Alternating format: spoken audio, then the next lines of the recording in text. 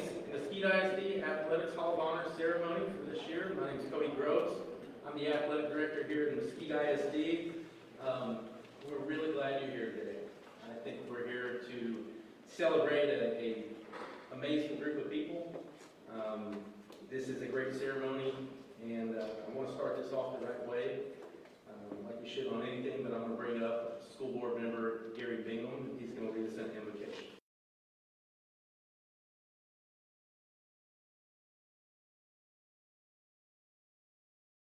It's always good to celebrate and say thank you. We want to be a grateful people in our personal lives and in our district as well, so it's a good day to be thankful.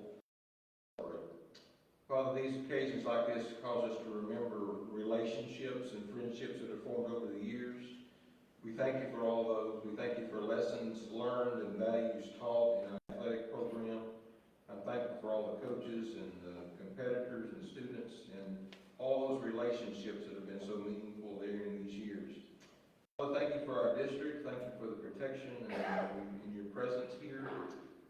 We are mindful of that. We don't want to not be thankful for that. We know that there's neighboring districts. We particularly pray for the Mansfield district right now as they heal from a wound.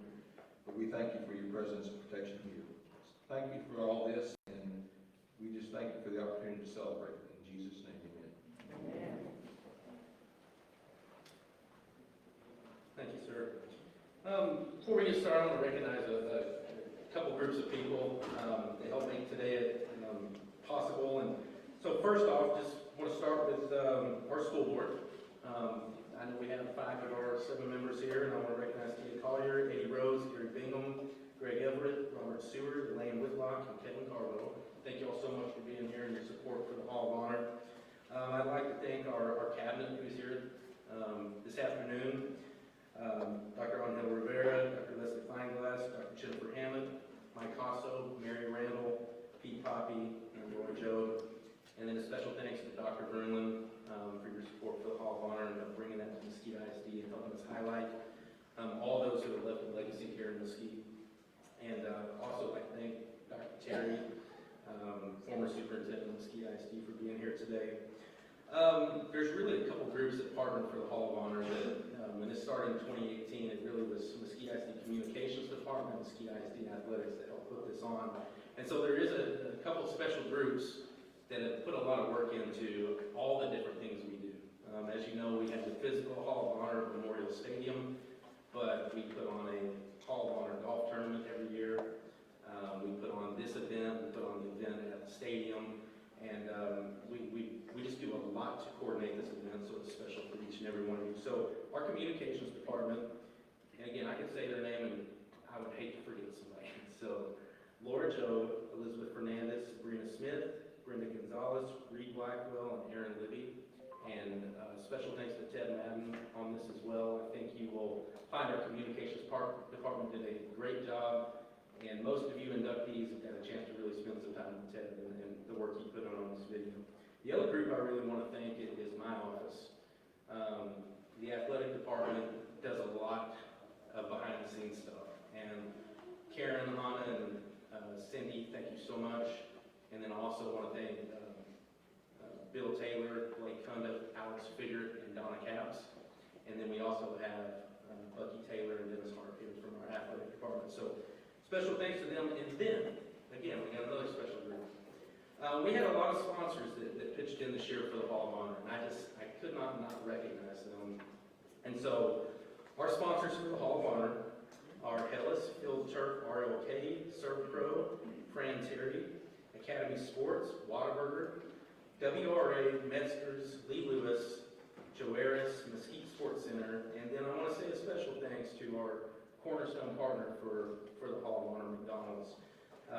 Mr. Larry Ingram, Mr. Roman Parrish, and Mr. David Floyd, who's here today, somewhere in the back. David, are you here? Right back there. Thank you so much for your support for the Hall of Honor. And if y'all don't mind giving a round of applause for all those people. I was kind of joking around earlier, but I am going to go ahead and thank another group, just in case, as the inductees are doing their speech, if they forget anybody. I want to really thank the families that are here to support our inductees. Thank y'all for everything you've done and your commitment to the lives and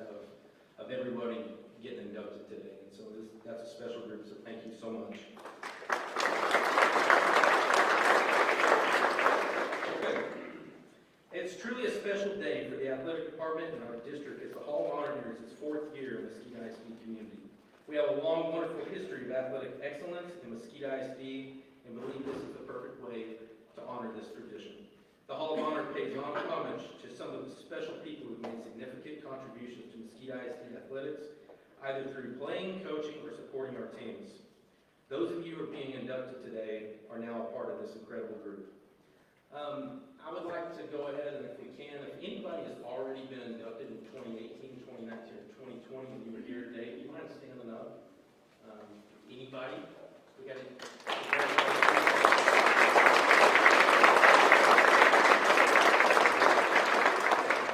It's quite a group, and again, for everybody getting inducted, this is a great group to be a part of.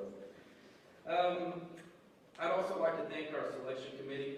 These are the folks that get the nominations, that dive into it, deliberate who really needs to be inducted.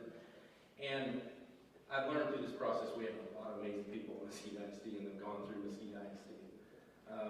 There's a lot to do, and you can't pick everybody, and so this is a great group. But a part of this Hall of Honor selection committee, when I call your name, if you don't mind just standing to be recognized, Steve Bragg, Dennis Hart, Bucky Taylor, Ed Johnson, Steve Glenn, Bill Taylor, Donna Capps, Devin Hassan, Lanny Frazier, Angel Rivera, and Eddie Rose.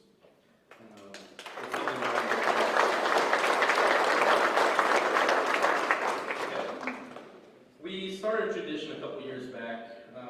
2018, Dr. Joey Perron was inducted into the Mesquite ISD Hall of Honor. And, Bucky Taylor and the Taylor family has generously started a scholarship in his name, and so I'm going to ask Bucky to come up right now. We think it's important to honor people, and Bucky's going to go ahead and introduce this year's winner to the Dr. Joey Perron Scholarship.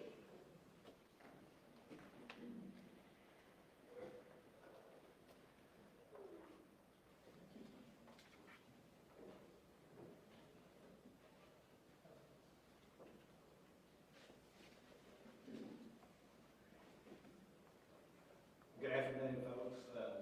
Congratulations, everybody that's being honored this year as a Hall of Honor. It's a tremendous honor. I'm lucky to be a part of it, and I'm glad to have you in with me. Excuse me. Dr. Joey Perron Scholarship was established in 1991, and the first scholarship was given in 1992, so we're on our 29th honoree this year. Dr. Perron, if you don't know him, was a longtime physician here in Mesquite. He was a team physician for the Mesquite Skeeters for 25 to 30 years. He's a school board member, school board president. There are a lot of things that you can say good about Dr. Joey, but the big thing is that he really, really loved kids. He loved athletics, and he was empowered by education. And with those three things, we established the scholarship to honor Dr. Joey's name and his legacy. And the tenets of the foundation and the scholarship is to honor somebody that participated in athletics and is going to pursue a medical field.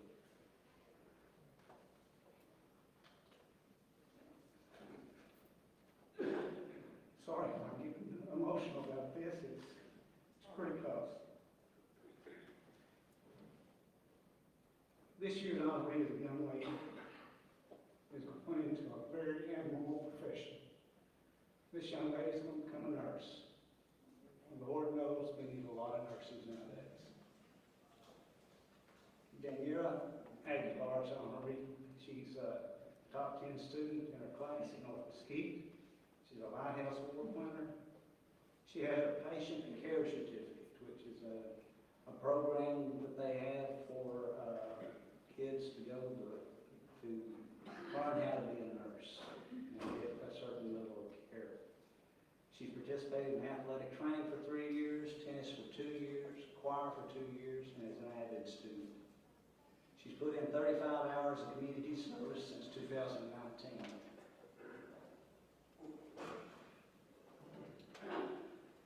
And she plans on attending Texas Tech University School of Nursing.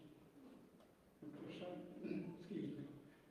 My alma mater there. Excuse me for the motion. It's Texas Tech School of Nursing, and she's going to get a degree in nursing. And she hopes to become a neonatal nurse. So it's a great privilege to award this $1,000 scholarship to Danielle.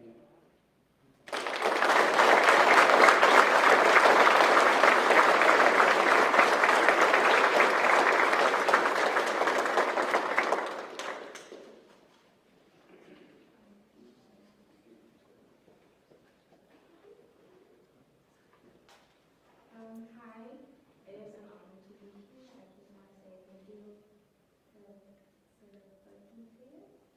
And I want to say a special thank you to Coach Gregory. It has been an honor to be part of this program.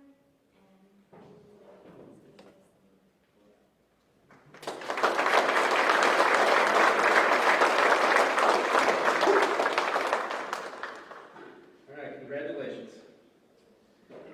All right, it's time to start recognizing our inductees. The main reason why we're here, we're going to start with the coaching category. Steve Bragg was meant for the Mesquite ISD Hall of Honor. For 34 years, Coach Bragg taught, coached, and mentored his way into the history of Mesquite ISD athletics. A former North Mesquite Stallion, MISD coach, and district athletic director, Steve Bragg now joins the exclusive Hall of Honor that he helped create.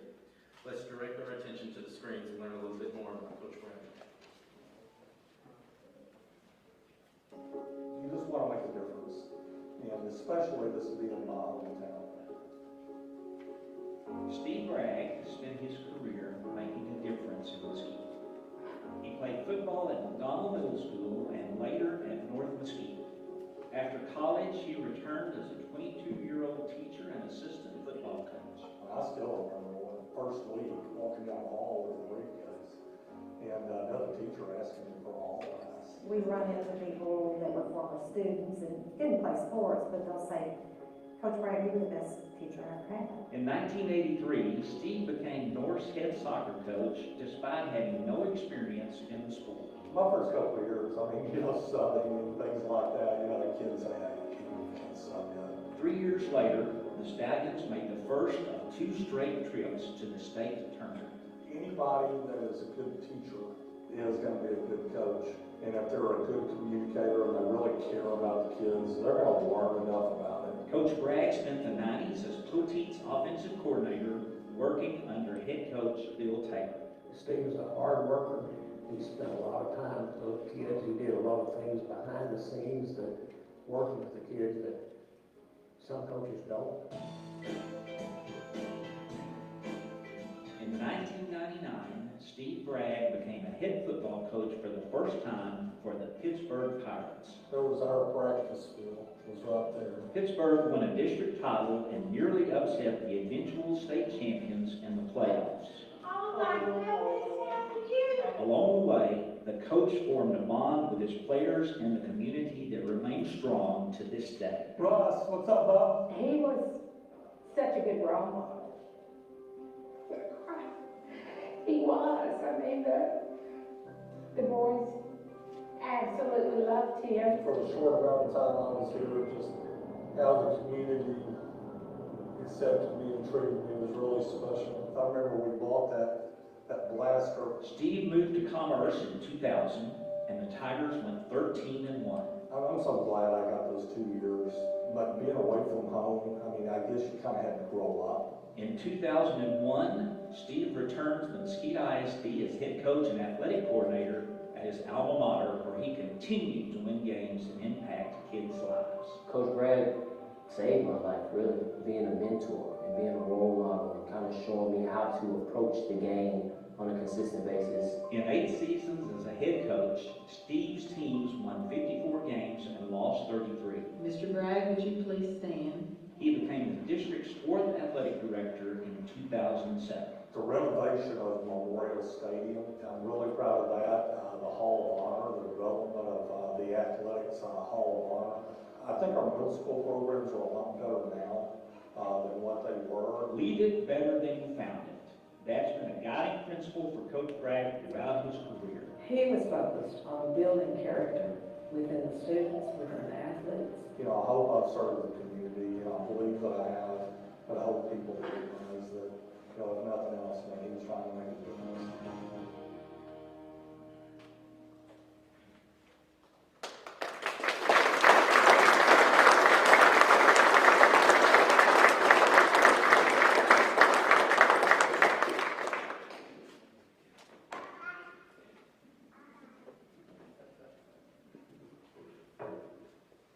I don't have to read this if I don't stumble through it.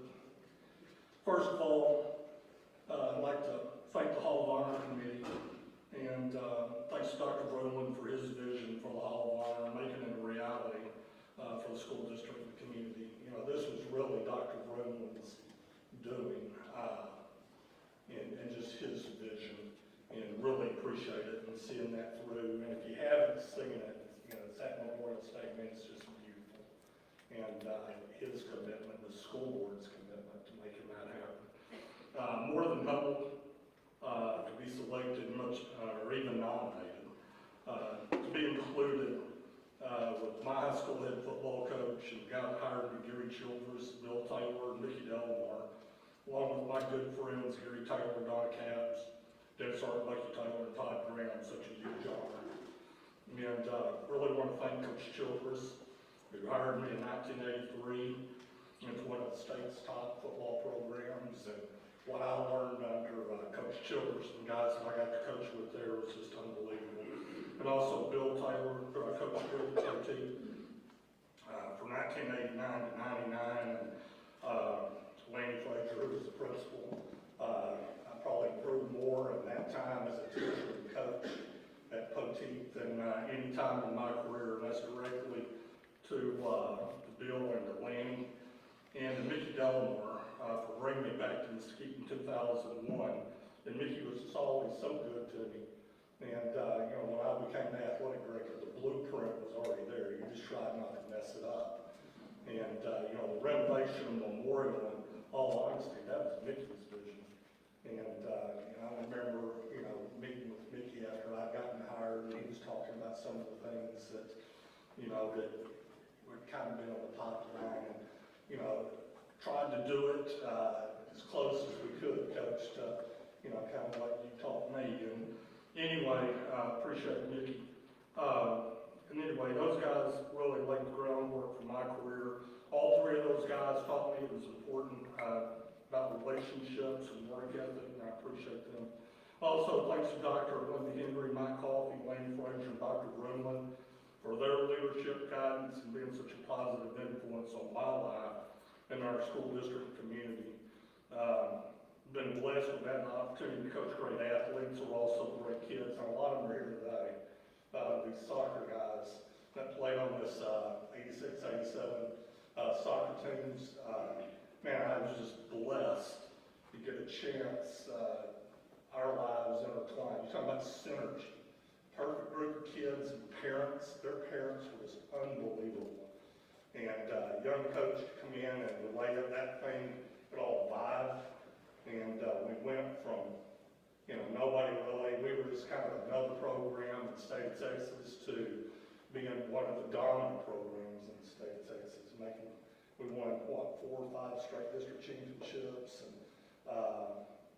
went to state twice, and very easily could have done it probably a third time.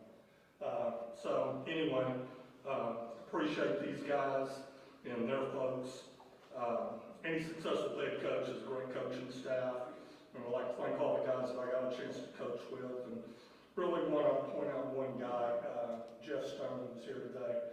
Jeff, we coached with Bill over at Poteet when I got that head job at Pittsburgh. Jeff had a young family. He had 2 young children, and took a chance leaving here and us going to the community. We didn't know anybody, and then, you know, then we're in Pittsburgh a year, and then Commerce, and back to Mesquite. everything Jeff did to help me and help advance my career. I just want to tell him how much I appreciate him for his loyalty and his hard work. And then also the athletic office staff, thank them for my time as athletic director: Gary Taylor, Donna Capps, Karen Davis, Kay Newell, Cindy Jennings, Bill Taylor, Dan Sergeant, Lucky Taylor, Alex Figger, Jeff Johnson, Blake Cunda.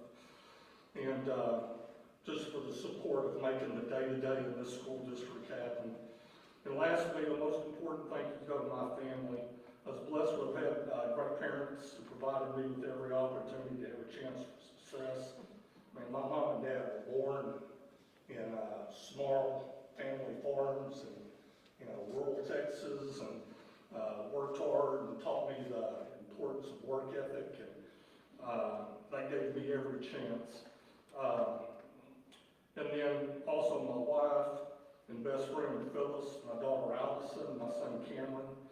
And my wife died in '97, and Phyllis' husband had died in '96, and he was somebody that had set us up. And we had just started dating in '99 when I got that job in Pittsburgh. And, think back, and Phyllis lived in Highland Park. She'd go pick Allison up in elementary school. Allison was first, second grade.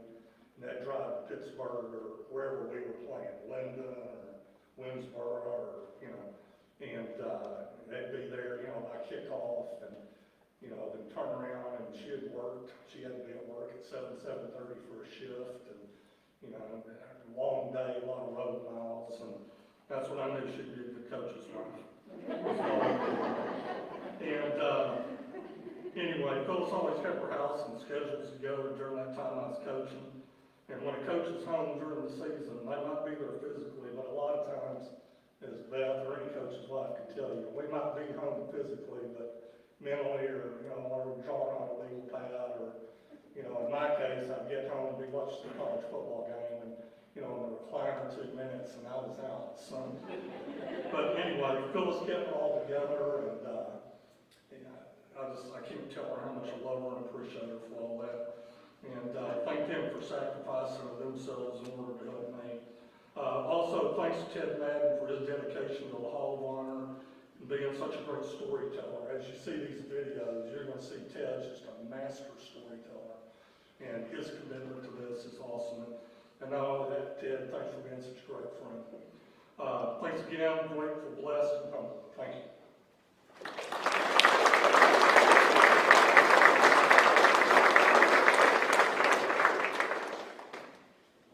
Congrats, Coach Bragg. I think, you set the bar pretty high for people. So you've done a great job. Congrats on a great career. He gave me my first chance. I heard him talking about all these things. Gave me my first chance to be a head coach and follow in his footsteps. I hope I can do half the job he did. So congrats. All right, our second coach being inducted to the Hall of Honor today enjoyed an illustrious career. Coach Gary Taylor led the Mesquite Skeeters boys basketball team to success for over a decade. In 2007, he joined fellow Hall of Honor members Steve Bragg and Donna Capps, serving as an assistant AD in the athletics office. Let's learn a little bit more about Coach Gary Taylor. A great getaway and a great place to retire. Retirement is much sweeter for coaches who enjoyed great careers. So I haven't fished in 4 days now. That's a long time not to fish. Gary Taylor had a great career, but it wasn't traditional. Most coaches are assistants first. Gary was a head coach right out of college. I coached every basketball team at Toller, every team. I coached in over 100 games, 120 games or something. After beginning his career as a head coach, Gary spent the next 11 out of 12 years as an assistant, including 5 years as my assistant at South Garland. We always said there were only 2 reasons to miss practice. You were either in the hospital or you were dead. As head coach in New Boston, Gary came to Mesquite as an assistant in 1987. Mesquite High back in the day had a terrible basketball reputation. Maybe the worst program in North Texas, honestly. While the program struggled, Gary applied for head coaching jobs. After multiple rejections, he stepped away. I could not be an assistant coach for 1 more year. I could not. But just 1 year later, he was offered the head coaching job. My assistant at the time wanted the job, So I was really in a tough spot, but I really believe in Gary Taylor. Coach Taylor took over in the fall of 1994, and the players noticed. I have no idea how he gets those kids to play so hard, but they play hard. One of the things that we did was we had a Hammer Award. Wasn't the guy who scored the most points. It was the guy who had 3 or 4 steals in the game, or maybe somebody took a big charge in a clutch moment. It's how I played. I was a get-it-done guy. I did all the trash work. I ended up being a great shooter. Before that, I was your defensive guy. I was your rebounder. I took charges. In 1999, the Skeeters finally broke through. It has been 56 years. They made the playoffs for the first time since 1943. That's part of it. We went and took some teams that nobody thought we were gonna be able to beat. The team from 43 and the team from 98 rode together in the parade. Skeeter's always been considered a football town, but I think Coach Taylor's kind of helped change the landscape of that. Our gymnasium was packed for every game. Having a parade through the school it was more fun than a pep rally. I was always so scared the fire marshal was gonna show up and maybe get people out because we had a packed in like sardines. This picture right here, it still chokes me up. In 2007, Garrett fulfilled every basketball coach's dream when he led Mesquite to the state tournament. The reason I'm crying now because Duncanville was sitting on the other end of the fence. You know, we ended up losing to the national champions that year in the Final Four. They were 39-0. It was a memorable season, but so were all the others, including the first in total. Some of those players surprised Gary at his retirement party in 2017. 5 of those guys came. I almost started crying in. Dear Coach Taylor, I just want to say thank you for being not only my coach, but for being a friend also. I just call him out of the blue and I just say, hey, Coach, I just want to let you know that I'm at a point in my life where I just want you to know that you played a big role in the man I am today. He just wanted to tell me thanks. You can't find too many coaches that like you as an individual and not just a player, but you can in Mesquite High School. Usually a breeze off the lake. It's gorgeous.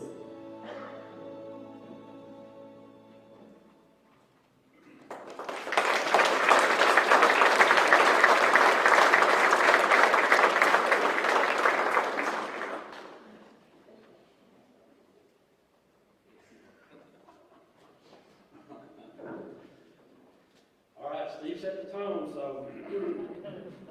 Wow. Ted, first of all, where are you, Ted? That guy is the greatest storyteller. He can put a whole career into 3 minutes or whatever it is. Awesome job, Ted. That's great. I'd like to thank a bunch of people, and I know for those of you that I'm not going to call your name or say something about you, this can get kind of boring, but a lot of people here need to be recognized. I'm starting off with Dr. B and his vision for this Hall of Honor, and you know, I wouldn't be in a Hall of Honor if you didn't create this, and I appreciate you doing that. Nobody else is coming to my door about this. That was it. Selection committee, thank you. Appreciate you.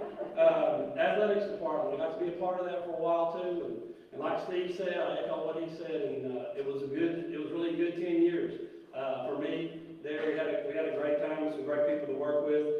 I'd like to acknowledge my family. I got some family here today, a big part of my family. I got some friends here, and my high school coach is here. I'll talk more about him in just a second, but we were going to name our first child after my high school coach because we didn't want to play favorites with our family and name after one side and then they don't like that other side, that kind of thing.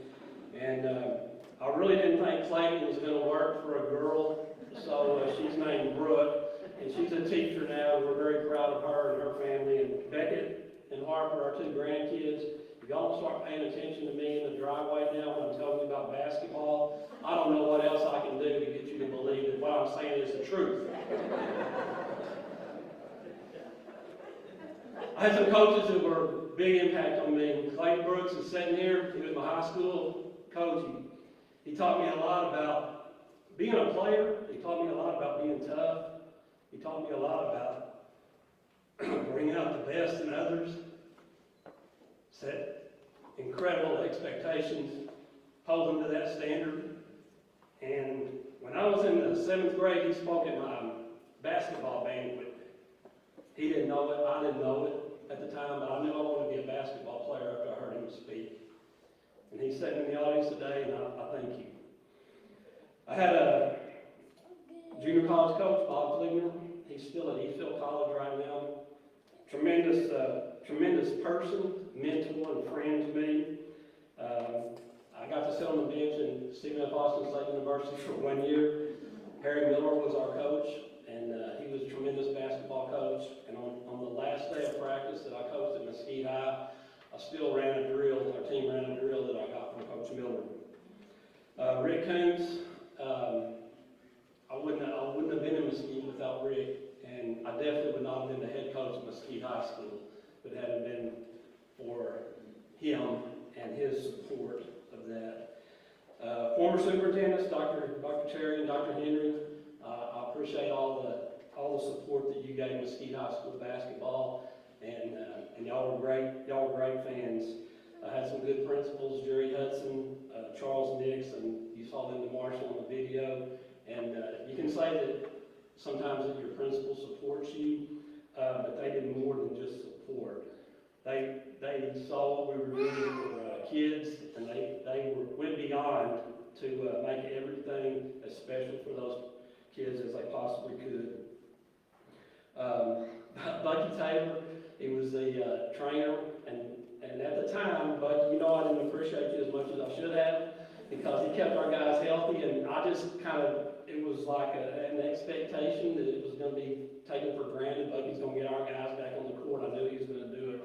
But his assistants and his student trainers did a tremendous job in keeping us healthy, and we've had a long friendship, and I still consider you a very good friend, Bucky. We had some student managers that were unsung heroes, and I wish I could name some of the names, but if I did, then some others would get upset about that. But you know the kind of jobs they have to do. Nobody else is going to do it.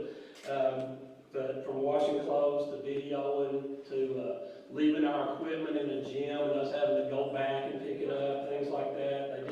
They did a good job, and like I said, they were unsung heroes. I was fortunate to have some volunteer coaches, some guys that were teachers in our school, and they just decided that, hey, we want to help out. Some of them wanted to learn about basketball, some of them wanted to hang around.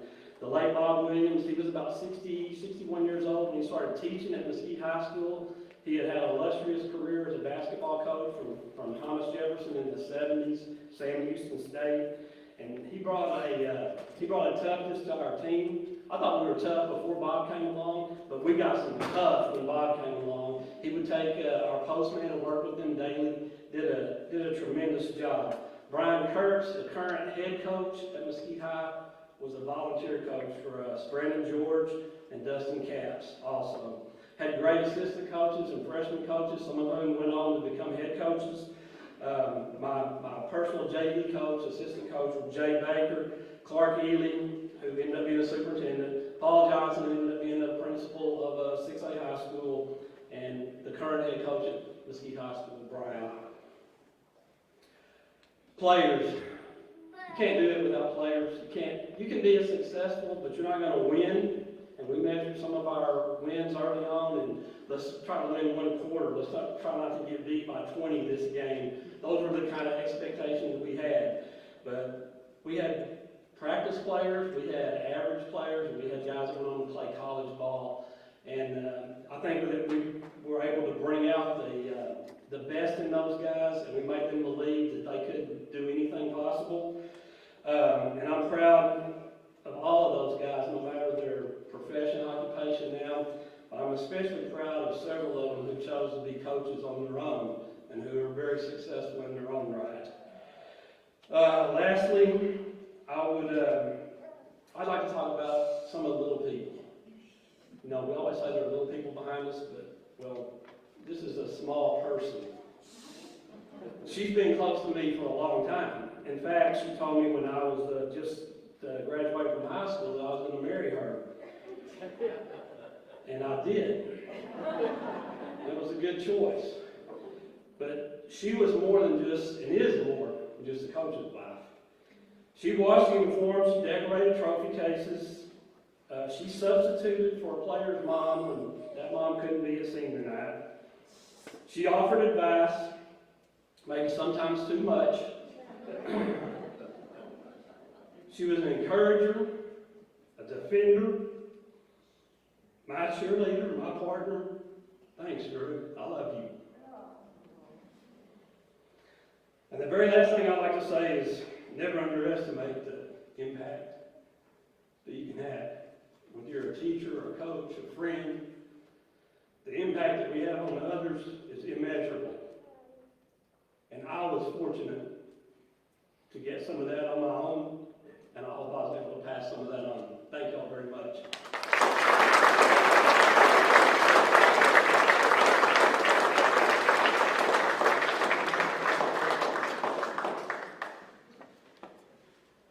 Congratulations, Gary. He was assistant AD when I was a coach at Poche. He was the kindest guy in the world. Never got angry, never got mad at us with all the crazy requests we had. But we appreciate you so much, Gary. Okay, now we're going to move to our 4 athletes who are being inducted into the Hall of Honor this year. First up is Dalen Holt. An incredible athlete, Holt led the Skeeter baseball team to district championships every year he played. At Texas A&M, he quickly became a leader and a star player, obtaining and still holding several school records. Drafted to the Oakland Athletics in 2000, Holt continued to play another 4 years and was inducted into the Texas A&M Athletic Hall of Fame in 2008. Please turn your attention to the screen for the video on Dalen. Well, there was a huge tree. It was a big tree. It was almost like a challenge. Black tower power. And when he hits you, they don't bring it back. Dalen hit a home run that went over the tree in left field. Good thing that tree was there, though, because it protects a lot of houses. And he would just pepper that tree. It looked like it was a hailstorm here back practice. Dalen's one of those guys that can stupid pop, light tower power. If you get a 3-0 count, he's not getting a fastball. He's still getting my slider. And I remember him hitting some balls that direction that were approaching those railroad tracks and thinking, that's a ball. The ball just jumped off of his bat. It was a different sound, it was a different look. Dalen Holt was hard on baseballs, but when he wasn't, he could be hard on himself, which led to a memorable moment his sophomore year at Mesquite. Dalen was very competitive and had a little bit of a temper when he didn't do well. He struck out again.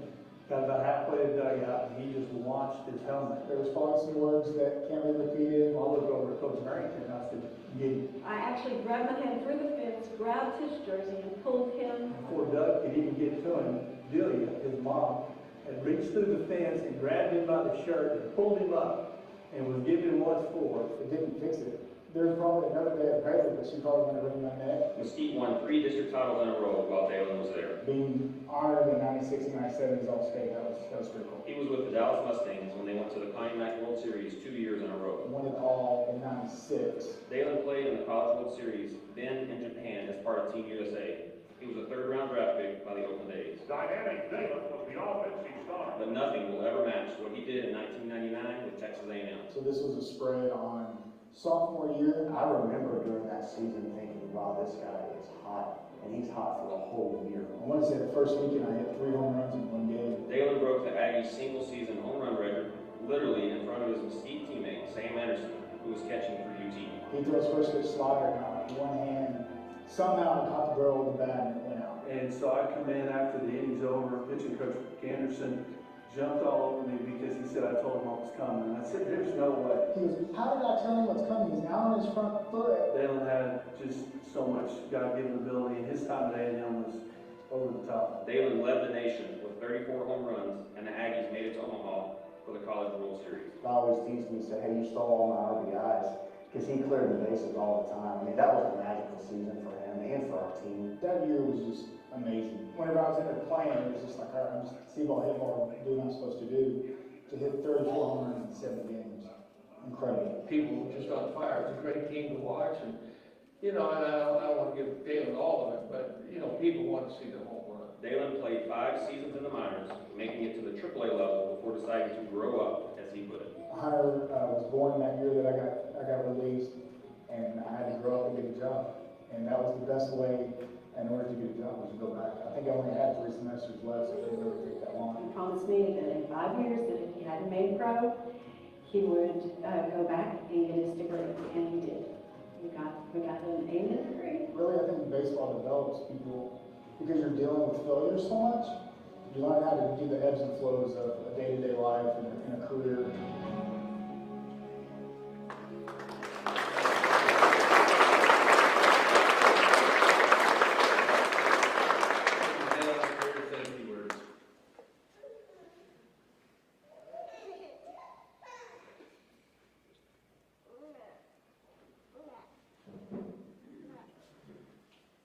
good thing is I don't have to bunch people today, because I haven't playing or coaching as long as most of the other people that work in front of me. First off, I just want to thank the NYC selection committee for selecting me to be a part of this Hall of Honor. I'm definitely humbled to be a part of the Hall of Honor with all the great coaches that coached me, as well as the fellow athletes. To my parents, I want to thank you for all of your financial and time commitment that y'all made for me to really pursue my dream. At this point in my life, I've kind of understood what y'all did and maybe have taken it for granted, but really understand what y'all did because now I'm actually having to do that with my kids. So I was fortunate to play the game of baseball, and I was surrounded by a ton of great teammates who lived, breathed the game, and loved the game as I did. I've been blessed with a lot of wonderful relationships just because of the game. And I'd like to thank all of my coaches and teachers for their instruction, guidance, and mentorship. The self-discipline, focus, and work ethic that they taught me really prepared me to be successful. Special thanks to Coach Gear, Coach Carpenter, Coach Johnson, Jason Jennings, Kyle Berry, Sam Anderson, and John Stretchett for taking the time to be able to make that video possible. Ted, we're going to keep the streak going. This is third recognition. I personally want to thank you for the time that it took to travel and do all these interviews to make this video possible. Hopefully, they didn't tell you too many stories where you're like, we can't use that. That's not good. Can't use that. You know, it's been an exciting process. I mean, to be able to go back and relive those days, you know, it was pretty fun. I mean, everything that I was able to accomplish, you kind of forget about the things that you're able to do in high school, and all the games kind of blend together. But for me to be able to go back and relive, you know, the 3 times that we won district championship in Mesquite High School, you know, to be able to go to, you know, Texas A&M and win the Big 12 championship for 2 years, and to be able to go to the College World Series, and all the teammates that I had along the way, and all the great careers that they had through playing professional sports, and whatnot, really was fun. But probably the most important thing is the people that they were then, and the humans that they've grown up to be, and unbelievable families, fathers and husbands and leaders that they really are in the community. So one story that got brought back, and I don't know if this is stupid for me to say, but I'm going to do it anyway. But one of my fondest memories was we were going to a baseball game, and Coach Gear was like, hey, we gotta hurry, gotta get on the bus, we're gonna be late. I was like, Coach, we got plenty of time, why do we have to hurry? He's like, well, we got a governor on the bus, and we can only go 55 miles an hour. I go, Coach, come on. Like, the governor is just in Austin. Like, I just signed a history class. There's no way that he's gonna know if we go over 55 miles an hour. He looked at me, gathered his thoughts, and said, Dalen, he was like, governor is a regulator for speed on the bus. It's not the actual governor of Texas. Thanks, Coach. Learned something new. I still know nothing about cars or automobiles or buses and what a governor really does and how it does it. But I did learn one day that I'm pretty quick-witted and I can make fun of somebody and be made fun of really quickly. So that's taken me really far in my career. The recognition of all my accomplishments has been very humbling. And, you know, it's really cool to be able to go back and relive all that. But, you know, the one thing as I've gotten older that I really take pride in is, you know, being a great father to my 3 kids, a loving husband, and a loyal friend. And then the funnest thing is really living through the kids and giving back to them and coaching them and seeing how I'm able to give back to them, to teach them the game that I love so much. That's been one really, really cool ride. And I just want to thank everybody for this opportunity to be able to be a part of this Hall of Honor, and thank you very much.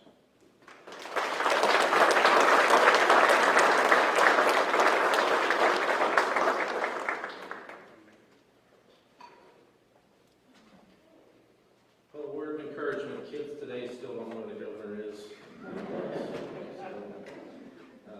Great career, and congrats again, well deserved. Okay, now let's recognize Cynthia Horton-Wilburn, former basketball standout for Donna Cap's North Mesquite Stallions. Cynthia led the Stallions to multiple state tournament appearances and was named the Dallas Morning News Class 5A Player of the Year her senior year. Let's watch the video on Cynthia.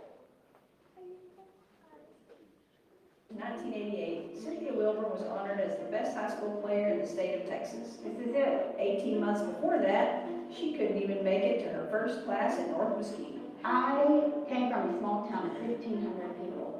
When I walked in North Mesquite, there was more than 1,500 students in the building. Huge compared to where she came from. And the crowds of people, I blacked out. Cynthia grew up in Marshall, a small town in Arkansas, about an hour and a half north of Little Rock. I found a place in my congratulations. The Hortons had a basketball hoop, and Cynthia would play with her older brother, kind of. And he said, hey, you'll come outside and play basketball with me. I said, sure, I'll come. And he goes, okay, great. I'll shoot, you rebound. I would not quit shooting baskets at the house till I made 10 free throws in a row. She was my rebound. We took time to take a rock and we scratched and scratched and scratched until we got a free throw line. Cynthia may have deferred to Rick. Wow, lots of changes. But her coach wouldn't let her defer to teammates. My brother wanted me to rebound.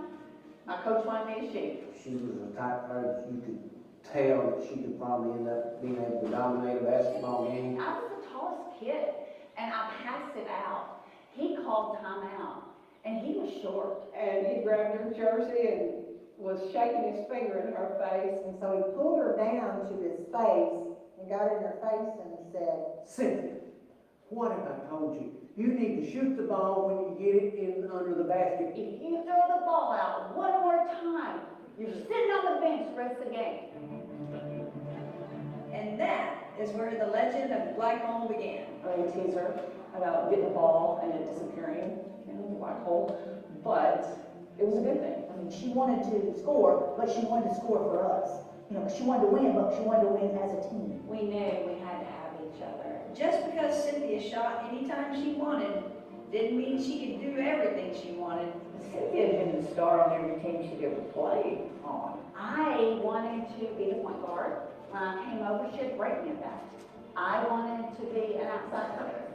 She had to break me in that. To win, we needed to have a balanced attack, and everybody needed another role on the team. Cynthia's willingness to accept her role made our team better, and it made Cynthia better. After all, she was the player of the year, and we went 36-1. What she's most proud of is never missing a game. My mom asked about me missing a practice to go attend a baby shower. And I had to say, okay, fine, go have fun, but can't start. Am I still like that? I'm looking for my caps still. No, we're just kidding. She's going to do that weekend. So yeah, she was not going to miss. The road that began on that driveway in Marshall, Arkansas, led to the state tournament in Austin, Texas. What Cynthia picked up along the way continues to serve her well. Because Donna asked so much of us in dedication. I didn't have the same amount of dedication to my family, to my kids, to my spouse.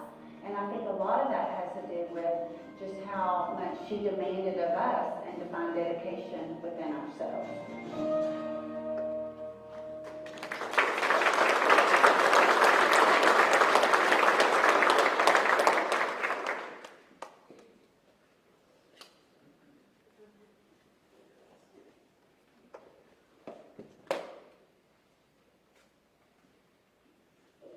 Wow, it's a privilege to be up here today amongst all of you. And yes, my old coach from Arkansas, who's shorter than me still today, he's here. He flew all the way in to come and be part of this celebration. Thank you, Coach Sweeney, for coming. I was a little self-centered when I first came to Coach Caps. I did want to dribble the ball down the court. She broke me from that. I did want to be the outside player. She broke me from that. And I did want to be the one that shot the ball all the time. She did not want to break me from that. But I have a lot of respect for her because she made me the player I was supposed to be. And along the way, in the very beginning, my coach from Arkansas was a big part of that. He worked diligent with me in trying to make me a better shooter and just an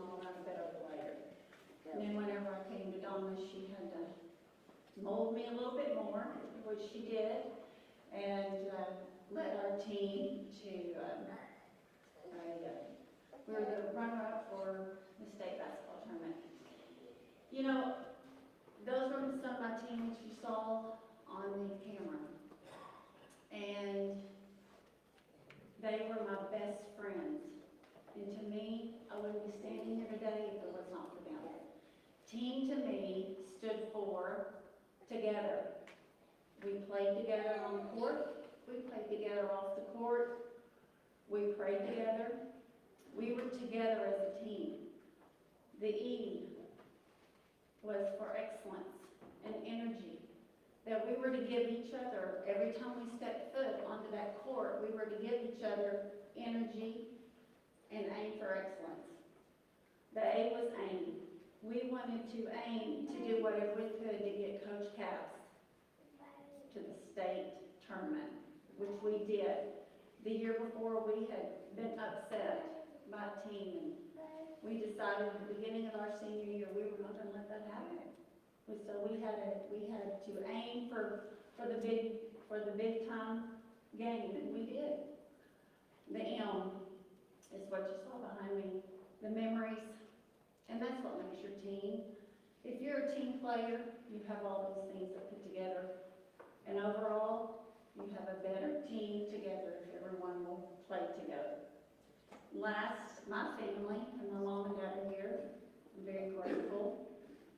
They were with me, never missed a game.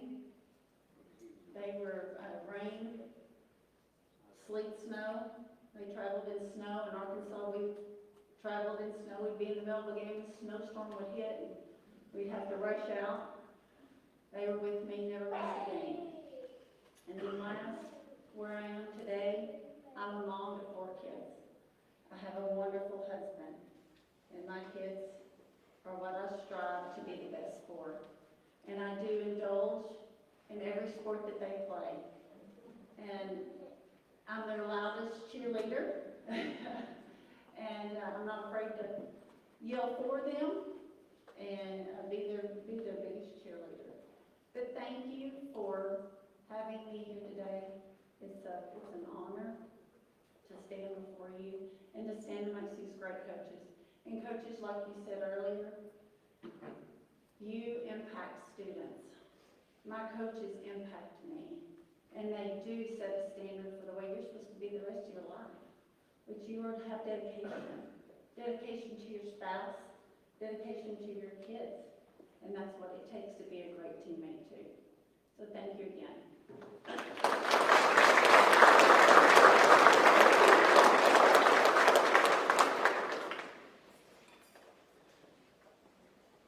She referenced her team quite a bit last year.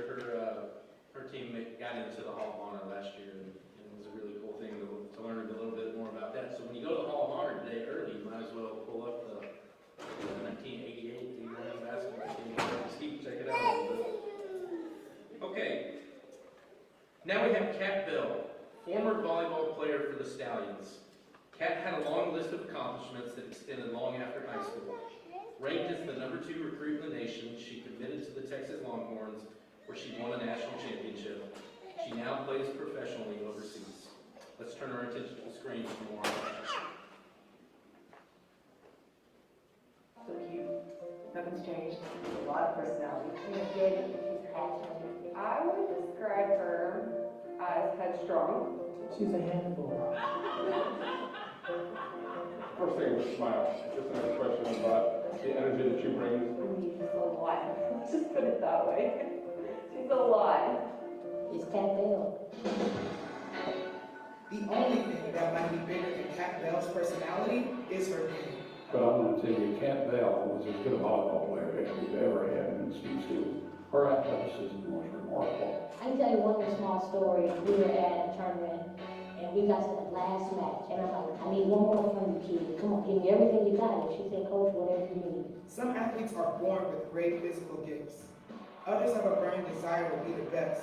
Very few have both. I was obsessed with being great. I was obsessed with it. I would take newspaper, and wad it down at the tape, and practice my contact against the wall at home all the time to make sure I had contact. It wasn't always paper now.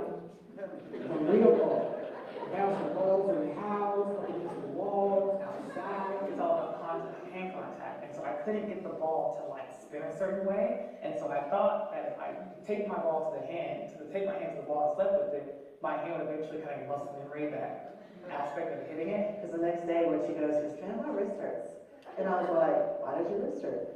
Because I took the ball out of there. And I was like, I didn't really mean for you to do that. Kat was always a natural leader, but not always a good one. I was the kid that worked well with others, but like had bossy behavior, you know what I'm saying? I was always trying to step into a leadership role, but like I didn't really know how to be a leader. So I played all 4 years varsity volleyball. Her high school coach at North Mesquite tried to teach her a lesson one day in practice. It was like, Kat, like you need your teammates to win matches. Like, you know what, you can't do it by yourself. So I came up with this drill. 6-on-1. Kat was the one. I beat them 10-0. Like, I beat them so bad that she made them proud. Kat was the #2 recruit in the country, and everybody wanted her. You know, maybe everyone's letters not in here. I know everyone's definitely recruiting. She was overwhelmed with options, but knew one thing.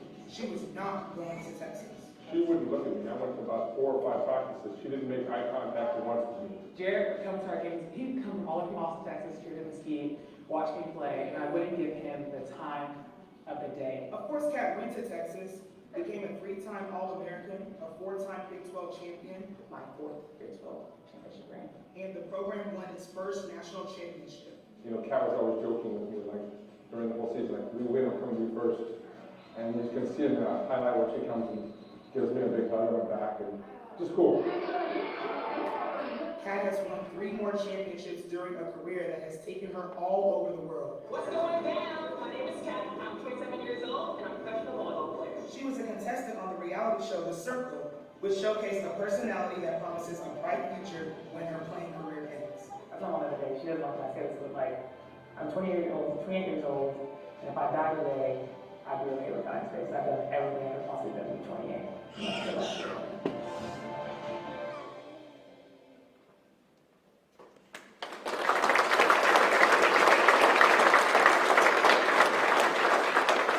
Unfortunately, Kat could not be here to accept this. She's overseas in South Korea right now playing. But while her mom's coming up, Ted did catch up with her earlier this week, and let's show her response real quick. Currently in Korea, this is why I'm not present today to accept my award for entering the Hall of Fame. But my mother, my beautiful mom, is here today to accept the award for me. This is an honor. I'm speechless. I have the smile on my face, and just going through all these memories in my head. It just makes me even more thankful about being where I am today. First things first, I want to say thank you to God that He's blessed me beyond measures of the possibilities I've had in my life and things I've been through, and blessed me with talent that's been able to connect people that are so strongly in my life right now, and as well as a great career, a great talent for the sport. I want to thank my coaches, all of you guys, Coach Parker, Coach Jared, Coach K, Mike Ferrantino, Mike's not here, I'm sure, Victoria for sure. You guys have really impacted me beyond measures again, just with my attitude and helping me become the woman I am today, as well as the athlete I am today. Without you guys, I definitely would not be here. I definitely wouldn't have the result that I have, and I definitely wouldn't have the patience with myself. But you guys are patient with me, so I thank you guys so much. I appreciate you guys. It's my family. I love you all so much. Y'all always supported me. To my siblings, thank you guys so much for making the mistakes that you did, so I could learn from them and teach me to be always a better version of you guys. And I love you all so much. And I appreciate all of you, Newman, Cage, and Ashley. Thank you for giving me the most beautiful nieces and nephews I could ask for. I can't wait to come home after playing Korea and watch them grow into be bigger people. Thank Charles, my dad, my dad's not here as well. I love you, kid. He's not here. He wasn't as much present as he was physically, but mentally he was always there for me. And then my mom, Regina, you have really made such an imprint on me. Without you, none of this would be possible. Thank you for always putting up my attitude. Thank you for always putting up my non-stop activeness. Thank you for just being the most important thing in my life. Thank you for teaching me to be strong. Thank you for teaching me to be well-rounded. Thank you for teaching me to be kind, to be genuine, to be loving. Thank you for just making me the hard, tough woman that I am. But that man is also okay back to help me to be soft and to be sensitive and to be emotional and to feel the feelings. Mom, you just done so much for me. There's nothing I can do for you besides living my life, living my dreams, and making you happy, and sending you pictures and calling you at 3 a.m. in the morning time to look up and talk to you. I'm feeling really excited about my practice day. So thank you. Ted, thank you for making this video. Thank you, Dr. Mesquite. I love all my 4 years there. Obviously, thank you, Texas. Texas is obviously the best university in the country, Heaven Horns. And thank you, everyone, for showing up for me today. I'm so happy for Texas Ward. I'm so happy to be a part of the Mesquite Hall of Fame. And I can't wait to see this in person. So, you guys again, I love y'all. Ted, thank you again. And yeah, Stalin forever. Can't go out for that.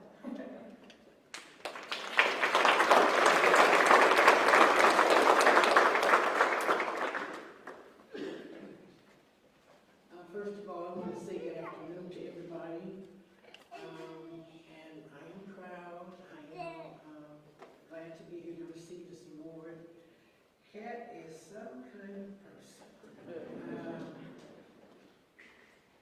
I love the Mesquite ISD district. The teachers here, when they saw potential in a student, you know, that you had something to give, they were willing to work with you. I'm nostalgic, so this is something that I was going through a lot of other words and I found. And it said, the teacher wrote about her, it said the daydreamer, the dream maker, the positive force of Catherine Bell. She's a fabulous 8th grader at McDonald Middle School. She was born in San Diego, California.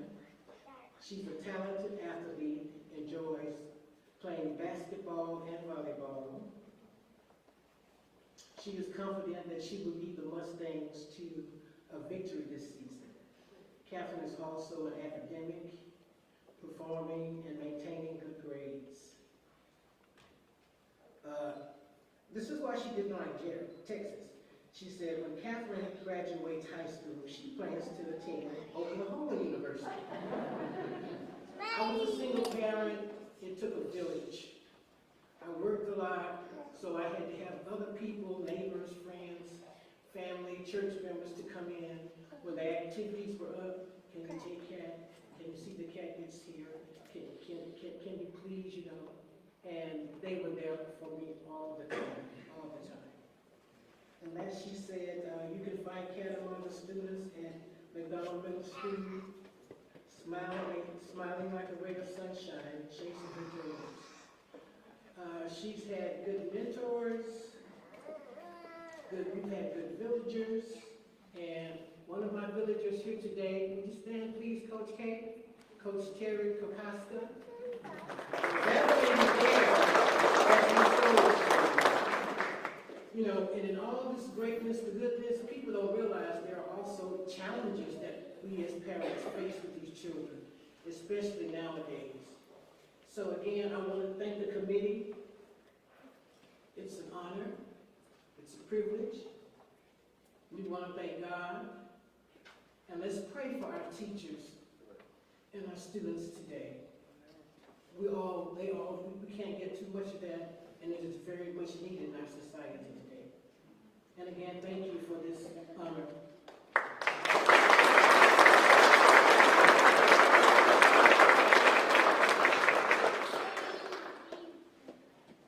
So much for those kind words. It's cool to hear a parent's perspective on this. All right, the last of our athletes, but certainly not the least, we have Mr. Quincy Acey. Acey was absolutely dominant at Warren High School, averaging 18 points and 8 rebounds per game throughout his career. The record holder for most career games at Baylor University was drafted by the Toronto Raptors in 2012 and enjoyed a 7-year NBA career.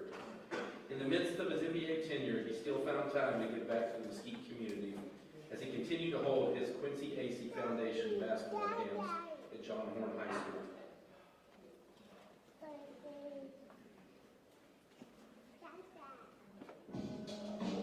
There's an art to doing the dirty work, If I see somebody about to shoot, my first thing is try to go hit somebody. but there's also a benefit. Quincy A.C. was a high school star, a defensive player of the year in the Big 12, and he played 6 seasons in the NBA. It's been a great career that almost never happened. Actually, I didn't start playing basketball out here. I didn't make the team in 7th or 8th grade. I tried out. Coach Clark, he saw me walking down the hallway. He said, I know you come to the basketball tryouts. I was playing football. And I said, who's he post up? And he had no clue I meant by post up. And so I knew then, okay, this is gonna be a project. But guess what? It's gonna be a worthy project. Quincy played basketball as if the one chance he got would be the only chance he'd ever get. Every day approach every day the same. I'm attacking like it's my last opportunity to ever play basketball. He was just an animal. He was a dog. He was like a man among boys even in high school. He was bigger, he was stronger. He rebounded way above the rim, and he took pride in doing the quote-unquote dirty work. He found his niche and wanted to do that niche to the best of his abilities. Quincy went on to Baylor and made an immediate impact. So he had 10 dunks in a game versus Texas, who has 10 dunks in a game. And all of them were on Sports Center. Most people can get 10 dunks in the gym by themselves, let alone the Big 12 basketball game, that's the televised. So I think that was kind of the coming out party right there. During Quincy's 4 years, the Bears played in the NIT championship once and made the Elite Eight twice. One of the things I hated when we played those Big 12 teams, they would chant, same old Baylor, that really never set well. Kind of like change the name and the trajectory of Baylor. It's just like when you build a house.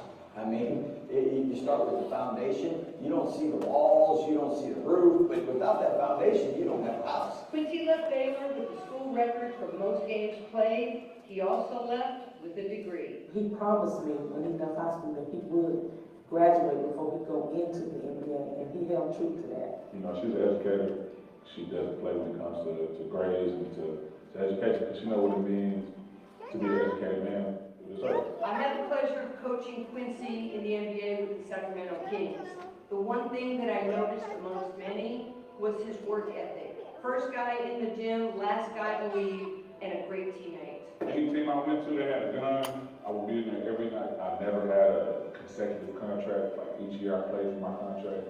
So, my journey, I embraced that grind. That was my journey, and I loved every part about it. To this day, he gives back to Mesquite with his free Quincy A.C. basketball camp. I remember the first time we had it, maybe we had 30 kids. The last time I was there, it was close to 100, 150. It shows that he appreciates that everything is done for him, and he wants to do the same thing for the next possible Quincy A.C. might be down the line. The community needs more role models, positive role models like him, and I'm not just saying because he's my son. I'm blessed, I'm 6'7". I didn't get on this for no reason. It's part of my calling, my will, as I'm supposed to use what I've been blessed with to try to bless others.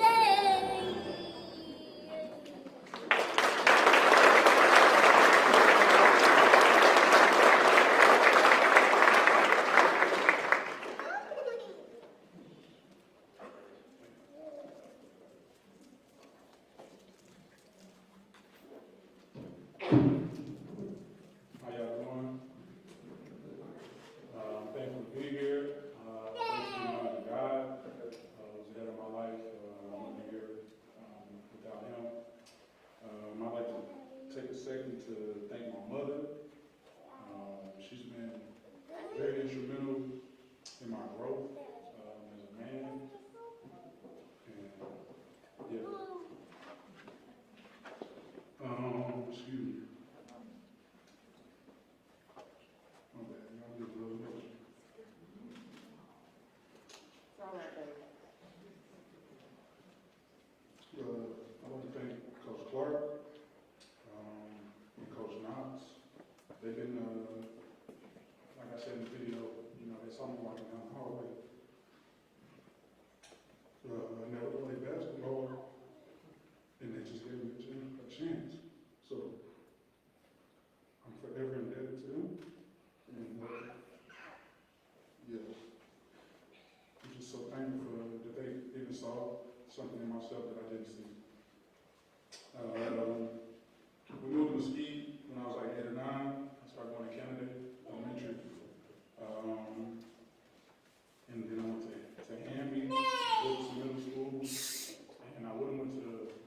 high school with Coach Van.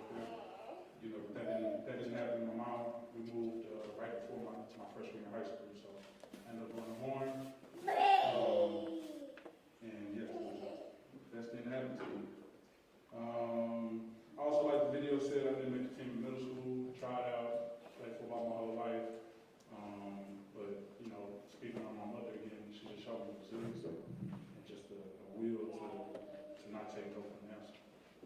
So, yeah, I'm still moving with that mindset to this day. Thanks to Ted Madden, everybody's been giving him his props, but he really did a great job. I know he was hounding me. I didn't answer my phone a lot. You know, just kind of dealing with trying to figure out if I was going to play that. But I'm thankful for him. He did a great job. Video turned out great, and I'm just thankful. Lastly, I'd like to thank my wife, Jessica. She's here in attendance. She's been great for me. I have 3 kids and 1 on the way, so she's a very integral part of my everyday life and just how I operate. So thank you to her, my baby girl Gianna, my little man JoJo, and my oldest son Austin, who's at school right now.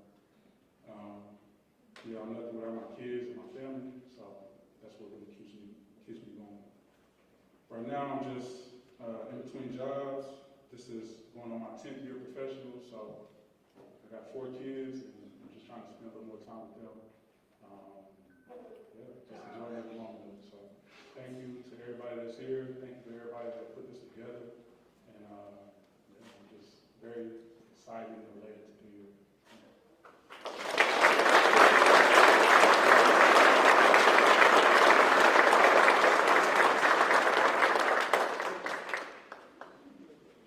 Congrats, Quincy, and I'll say this, thank you for giving back. It's a big deal for you to come back and pour into our kids, and we're forever grateful for that, so thank you. Now let's move on to recognize 2 special teams being inducted into the Hall of Honor today. The 1986 and the 1987 North Mesquite soccer teams burst onto the scene. Led by inductee Coach Steve Bragg, the 2 teams exemplified resilience and made it to the state semifinals 2 years in a row, making a lasting impression in MISD athletic history. Let's watch the video and learn a little bit more about these teams. North Mesquite's run to the state soccer tournament in 1986 didn't begin that January. It began in 1980 with the Mesquite Cyclones. Gosh, oh my God, Tim Glenn. His father coached me. Norton and a lot of other players. Cunningham, Troy Cole. I think there were 9 of them played on the same club team. And then me and Gary Aiken played on a different club team. I think the core of that team had been playing together since we were 10 years old, maybe even before. That knowledge of each other and how we played was really important to the success that we had, I think, through even my sophomore year, so sophomore, junior, senior year. That cohesion was a big reason why we went to state in 1986 and 87. Our coach was Steve Bragg, and when he first started in 1984, he didn't know how to coach soccer, but he knew how to coach. No, he said, "Don't I never played soccer." I was a young guy, I was a new guy, so Coach Shillers trusted me with it and assigned me to it. So I didn't have any question that he would do a good job. I didn't know he'd take it to the state. I remember him not knowing a lot my freshman year, and Rodney and some other guys were, surrounding him and helping him out, and he learned real quick. He didn't have to teach us how to play soccer. We all came from club teams, we already knew the game, and it was just about fitness and competing hard. We proved we were for real in 1986. We beat J.J. Pierce, which was ranked #1 in the nation. Their best player was Jeff Davis, who played for the U.S. national team. Coach Bragg said, "Billy, you're marking him." And wherever he went, Billy went. It was funny, he shows up in Sperry boat shoes because Pierce at that point hadn't played on turf very much. And so I'm chasing a guy on the field wearing, canvas Sperry's, from the 1980s. Those 2 years, we went 24-0 in District 1. In 1987, we scored 71 goals and allowed only 12. There were other parts of the area that were getting a lot more respect and attention, and so it was always kind of like we had a point to prove. We were better in 1987 and better prepared for the state tournament, but we lost to Alamo Heights in an 8-round shootout. And that was after 2 overtimes, do sudden death number times, and then the shootout. We practiced shootout. We did. Every day. Yeah, we did, but you just never.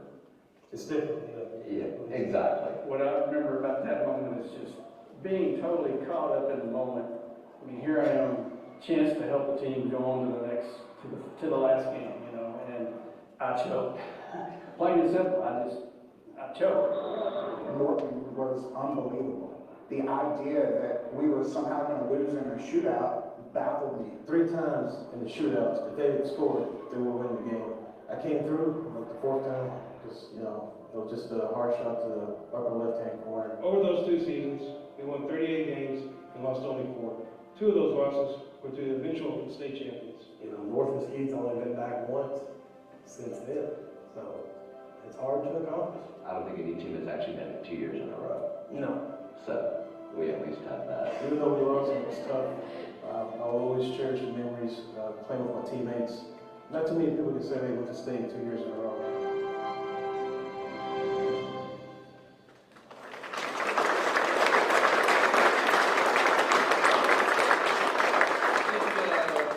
Coach Bragg's going to come up and a couple of players from the team. I don't know exactly which ones said they were coming, but you got a few right over here. Why don't all you guys come up here real quick? Billy,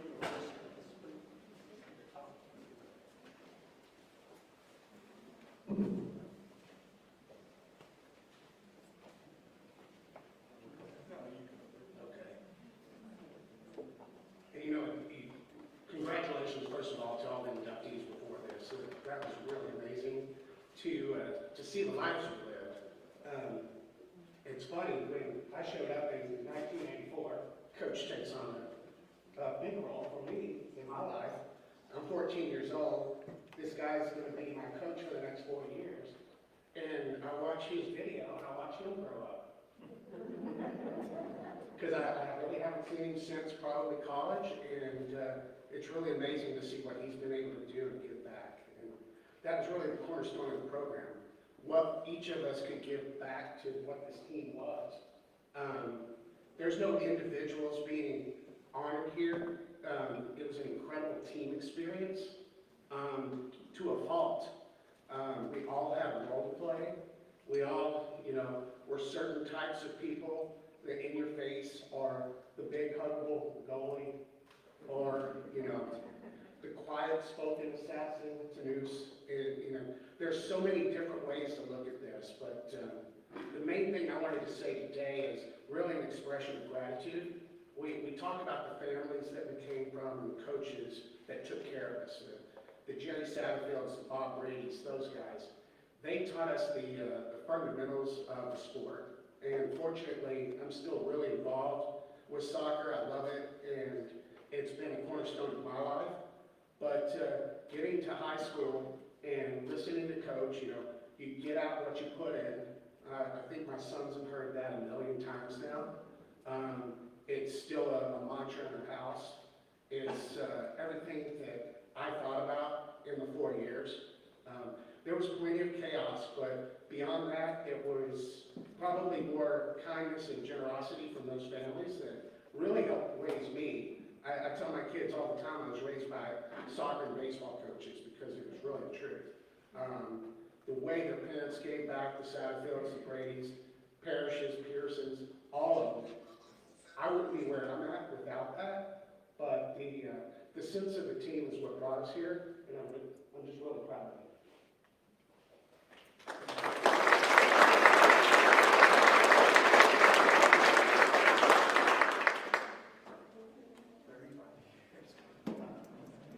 Haven't seen this man in 35 years. You haven't changed a bit. I guess I'd like to thank all of you. I think the star of the show today is clearly Ted Madden.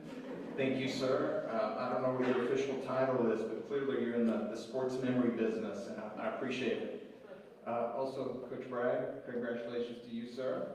I guess I'll just start out with an admission. You know, the hot rumor when we were kids is that you were the soccer coach because you lost a bet. And I don't know if it's true, but if it was, I'm glad you did. I appreciate that you were on board steering the ship. And lastly, I think Billy mentioned kind of a special man in a lot of our lives, and that is Bob Brady. I think, after Ted, we had this interview, and I did a bit of reflection after, and I think, what makes the team successful? And the truth is that for most of this team, by the time we got to junior year in high school, I think that was my first year playing for the school, we had probably played 300 games together. We had traveled together, we became brothers on and off the field, and I would just like to honor him. We lost him last year to COVID, so it's Mr. Bob Brady.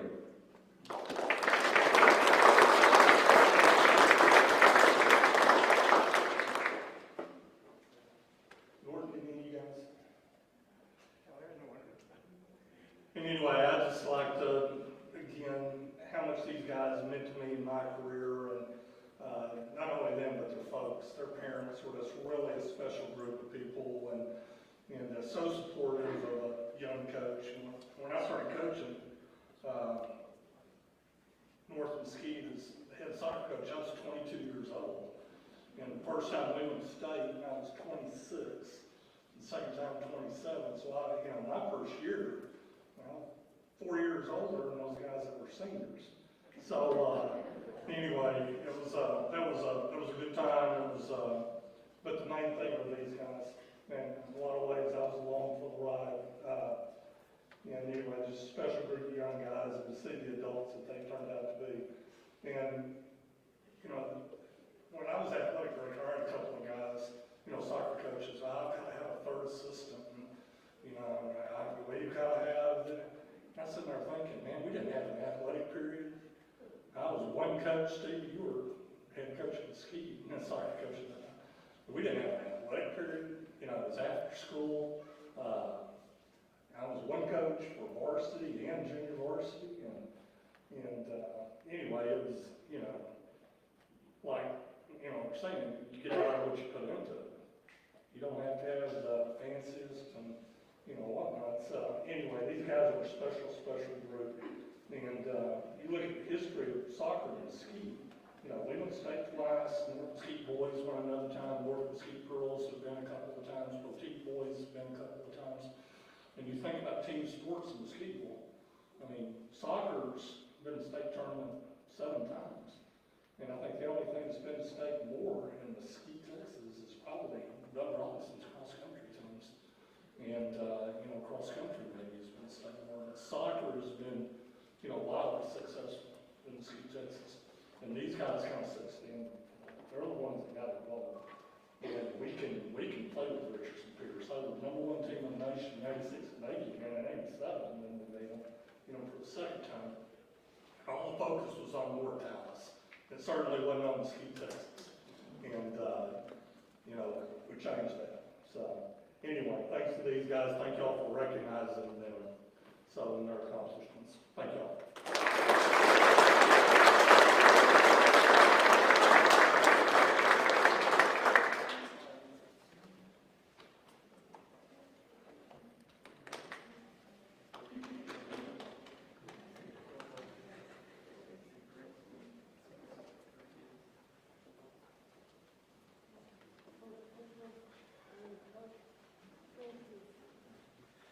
And thank y'all for setting the bar high.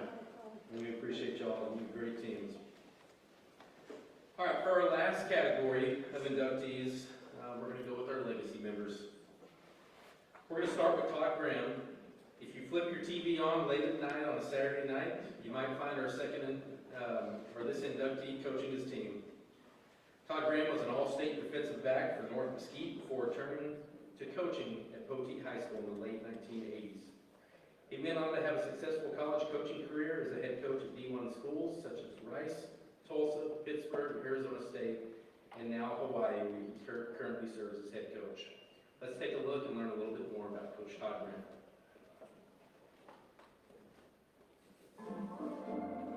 This is the first place that I really, you just can't help but relax. If Todd Graham's relaxed, it might be the first time in his life. I've been on vacation every day, you have a job working.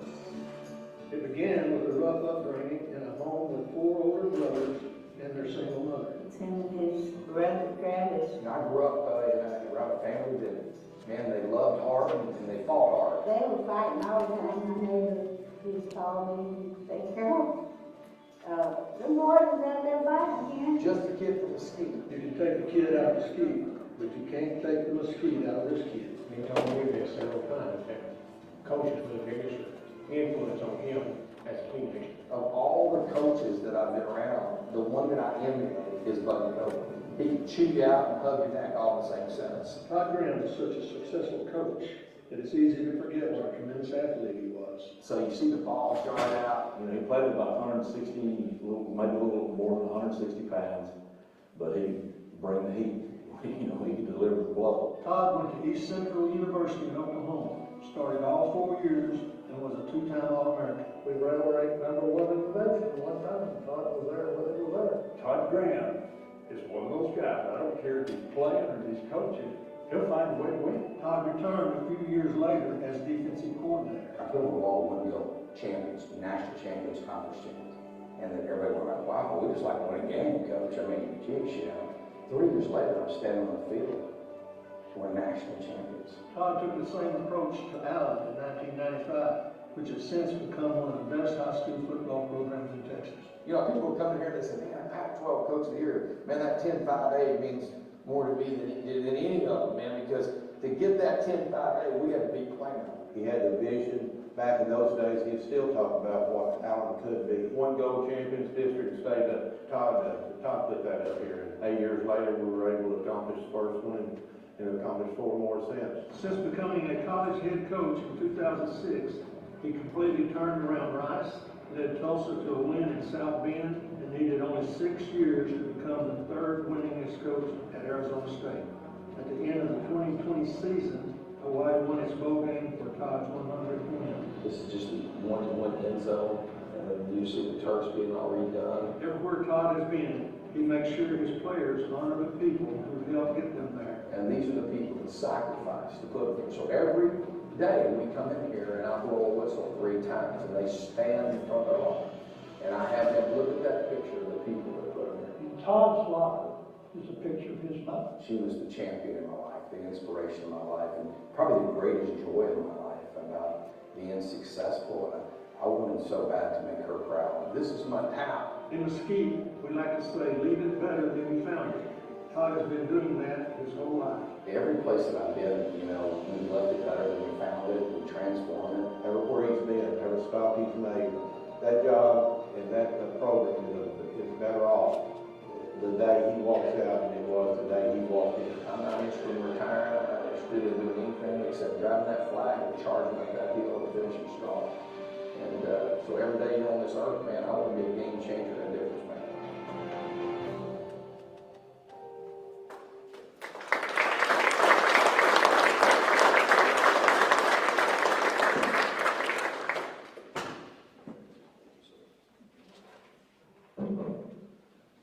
Well, I guess I got to start off by thanking Ted. He suffered, and I flew him out to Hawaii, and he worked every minute he was there on that video. And pretty challenging to find me sitting down. I don't sit down very much, but so honored to be here today. Flew in last night, got here about 6 o'clock in the morning, and they hit about 4 or 5 schools recruiting. I've had an opportunity over my career to be recognized by quite a few Hall of Fame stuff. Nothing means more to me than this today, because I owe everything to the Mesquite Independent School District and the teachers and the coaches for what they did in my life. I want to thank my family. I got my brothers here today, guys I grew up and really got my competitiveness from. We fought every day, and we played.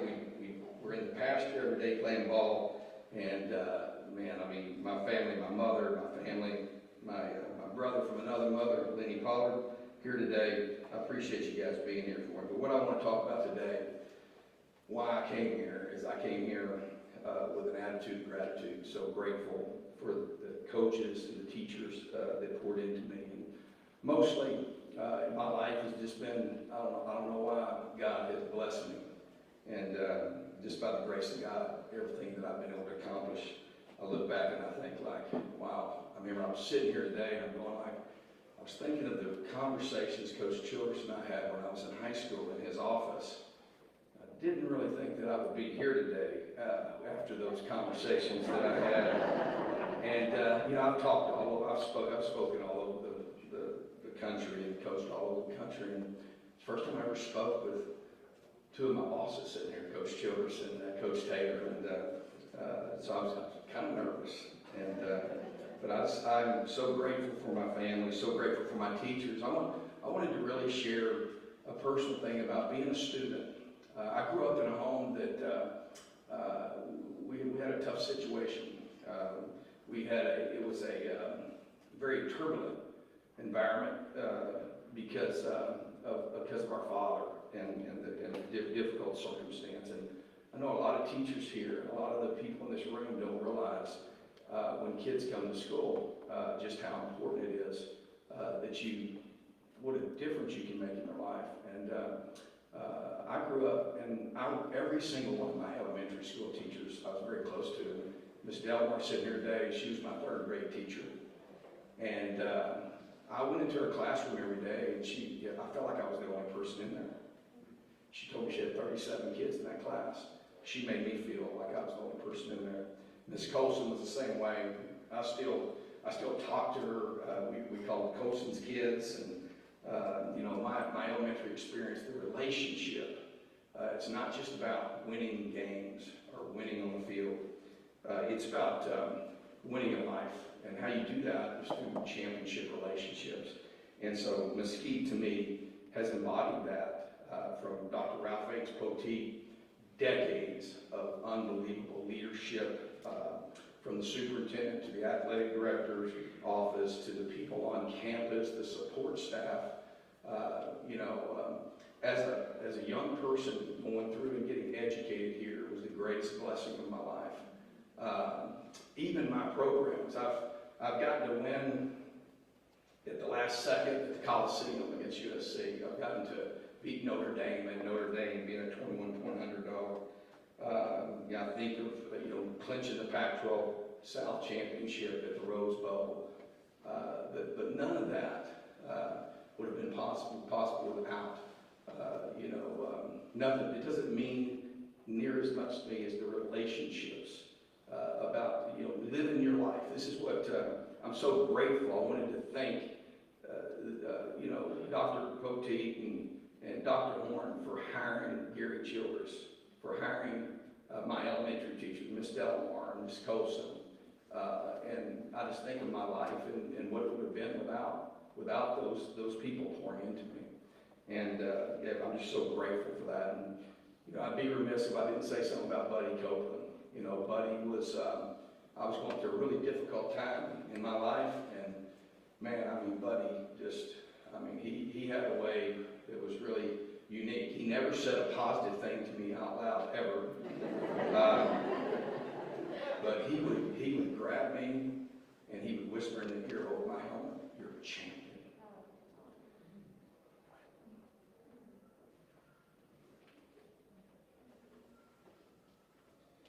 And that was carried on through being North Mesquite Stallion. It wasn't just winning football games. It was values, it was character, it was discipline. And I was a young person that really needed that. And many of the things that I do today, I still game plan. We finished up game plan the other night right before we played Fresno State. We beat the number 18th ranked team in the country. We finished up game plan at 1:38 a.m. in the morning. We were walking out, and I could hear the young coaches complaining. It always makes me feel good, because I know that I used to hear our coaches at North Mesquite complain about Coach Childress keeping them up late at night. But I wanted to really come back and more than anything, just tell you how grateful I am. My mother couldn't be here today. How grateful she is. She had 5 kids come through this school district, and living your life. This is what I learned coming through the school district, and I learned from being a North Mesquite Stallion. Live your life in the service of your people. That's it. That's how simple it is. Being a champion, I hope that the players that play for me will become husbands of integrity. would be fathers that never give up on their kids. Because I think it's one of the greatest things that, you know, that people don't teach, especially young men, that being a father and being there on Sunday morning when they wake up and watch cartoons and take them to church and being there is the reward, is the legacy. And so to me, being a coach has just been, you know, it's like a dad. Coach Childress is just like my dad. Coach Cole is just like my dad. So very, very grateful, so thankful. I'm so honored. I'm so thankful that God blessed me, that we have an off week so I can fly in and be a part of this. I'm so indebted to this school district and to the teachers and to the coaches and to this great place. To me, it's been a model in this state, and I know for me, it's been a game changer, a difference maker for me. And I truly love this place, and I'm so grateful. Thank you so very, very much. I'm honored to be recognized, and I'm just so thankful for my coaches. Love you, Coach. Love you, Coach Taylor. Coach Taylor, when I was at Poteet, we used to have these video deals that he would rewind it 58 times. And I learned the discipline. And I want you to know, we still train just like we trained in North Mesquite. I work and teach just like I learned it from my high school coaches. And I've been all over the country. I haven't met a better trainer than Dennis Hart. I haven't met a better football coach than Gary Childress or Bill Taylor or Steve Bragg. So you're very blessed. I know a lot of you have been here a long time, and sometimes you don't realize, and I've been all over the country. There's no place like this because of the people here. Thank you so very much from the Brand family to this school district for what you did and making a difference in our life. Thank you so much.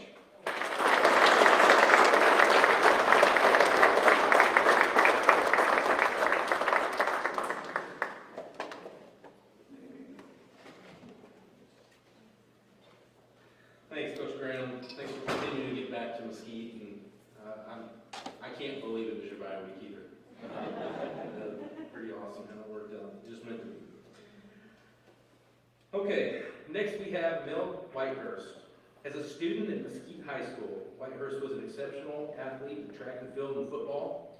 After graduating from college, he enlisted in the U.S. Navy, where he served during the Vietnam War. Let's join together and enjoy this video honoring Milt.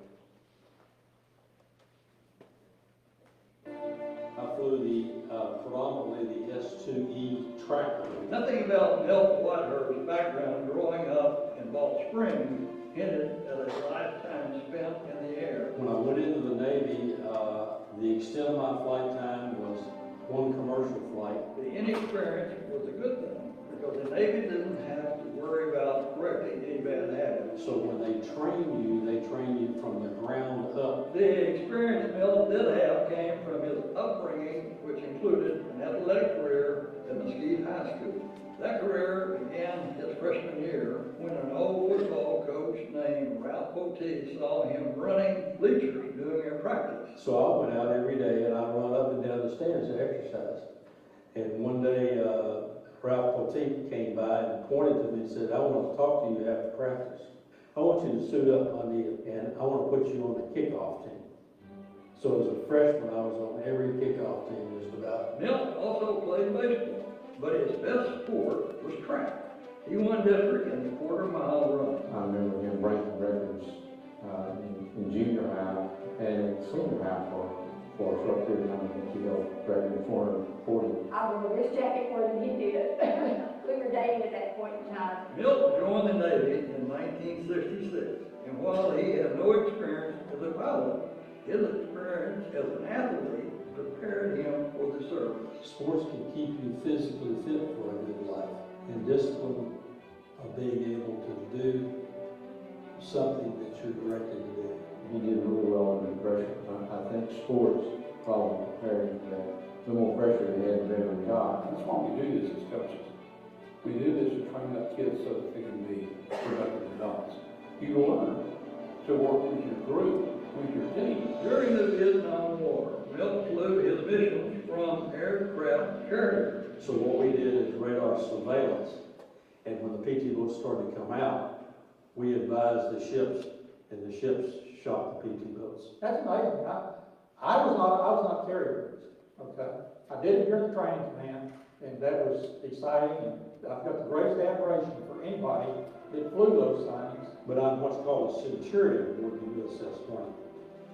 That's 100 or more landings. I don't know how many takeoffs and landings they did, but for every takeoff, your hope is landing. And he always laughs and calls it a controlled crash, because you're really crashing on the surface of the carrier. Following his 20-year career in the Navy, he spent the next 17 as a pilot for American Airlines. I had one of the best on-time ratings of American pilots with a 94% rating. If more young people had exposure to the real-life stories of those who served, like I had from knowing Milt and from living in his home as a college student, I think it would really build a deeper sense of patriotism in future generations. I'm just proud that I was able to serve a country and to do something that maybe was small, but many people had to get together makes us have the country we have now, the freedom we have, and all of that.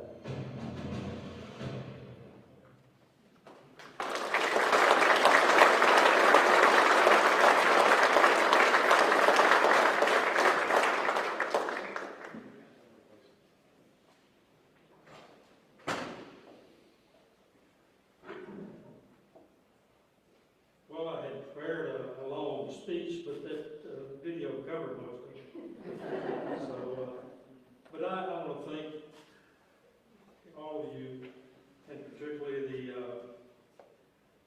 athletic department, for making me one of the honorees. You know, my father graduated from Mesquite High School. My brother graduated from Mesquite High School, and I graduated from Mesquite High School. So we all got a start. And I remember that the particular time that I was on the B team, and I was running up and down the stands, and Ralph Poteet pointed to me and said, "I want you to suit up Monday and be on the A team, the kickoff team." And that started me in high school. And it gave me an understanding of what goes on. I remember some of the other teachers here, Ralph Poteet, Joe Woods, Jack Hicks, and Harold Thompson. They were all good in my life. When I went into the military, I had no aspirations for flying. The extent of my flying was just a commercial flight from Dallas to Houston, interviewed for a job, flew back that day. And then I had 0.5 hours when I was recruited. The military would rather have somebody that knows nothing about it, and they train you from the ground up. And that way you don't make mistakes. And that's the way I was trained. And I started out in Mesquite. And the thing about it is you don't make mistakes when you're trained properly. I flew for 20 years in the Navy, aircraft carrier landings, and I say it's a controlled crash or all that. But as long as your ups and downs are equal, you're okay. And I'm okay. The business curriculum helped me in many ways. Even though I was flying, at one time I maintained the service records and military records out of the Naval Air Station Dallas of 54,000 records. I was in charge of the payroll, travel claims, and service records. I was in the initial group many years ago that started out the computerization of service records. They did it at the Naval Air Station Dallas, and they did it because the service records of a reservist are much less than a active duty person. During the war of Vietnam, we flew surveillance, and that was a taxing job. I was gone approximately 8 months aboard the USS Hornet, the aircraft carrier. And that's a harrowing time being away from your family, but you're serving your country. And that's what's important to all of us. I have lived many places from Mesquite. It includes Pensacola, Florida, Milton, Florida, Corpus Christi, Texas, Kingsville, Texas, San Diego, California, to the Western Pacific for approximately 8 to 9 months.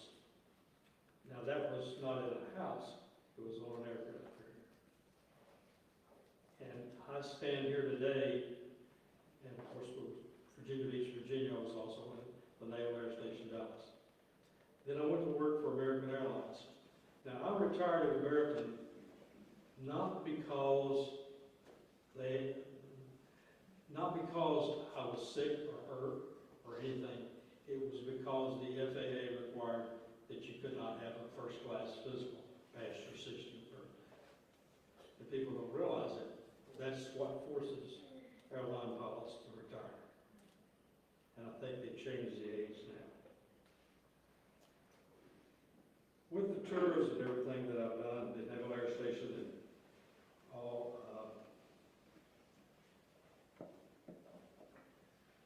serving the country was my greatest privilege. And I did that for many years. And I came out of it healthy.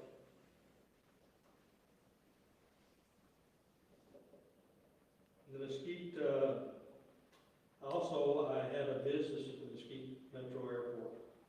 I built a hangar and I did what's called care flights there. Now, care flights are flights that someone has a medical problem and you carry them to a different place to get things.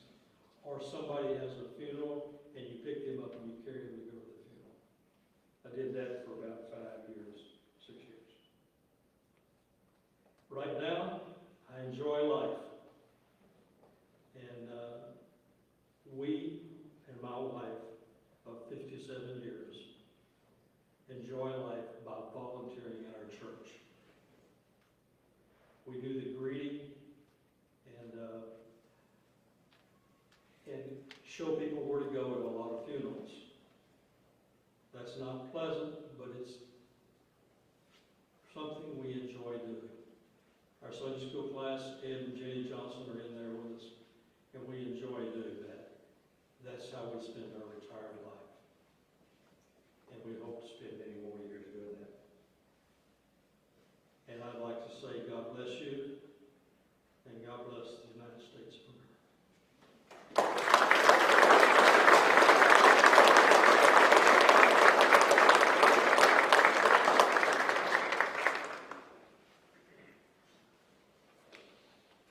Thank you, Milt. Thank you for your service. Okay, now it's time to recognize our final inductee into the Hall of Honor, Mickey Delmar. Employed with Mesquite ISD for nearly 4 decades, Mickey is a legend in Mesquite, Texas. A former coach and athletic director, he has made his mark and cemented his legacy in this community. Let's watch this video on Mickey. This is the best lake in Texas, maybe the best bass lake in the country. It's been almost 30 years since Mickey Delmar coached kids at Mesquite High School, but the impact he had on his players remains. I really had 2 ways to go. I chose the right path, and it has a lot to do with that man. He loved everybody. He's one of those coaches who's gonna put his arms around you, tell you he cares about you. Coach Delmar doesn't really know this, but he's the reason why I went to the University of Arkansas. That's what it was all about. It was all about kids. Growing up, Mickey loved sports and was the fastest kid on the Arkadelphia High School football team. Gosh, I didn't weigh but 145 pounds, but I could run a 4.340, 23, right there.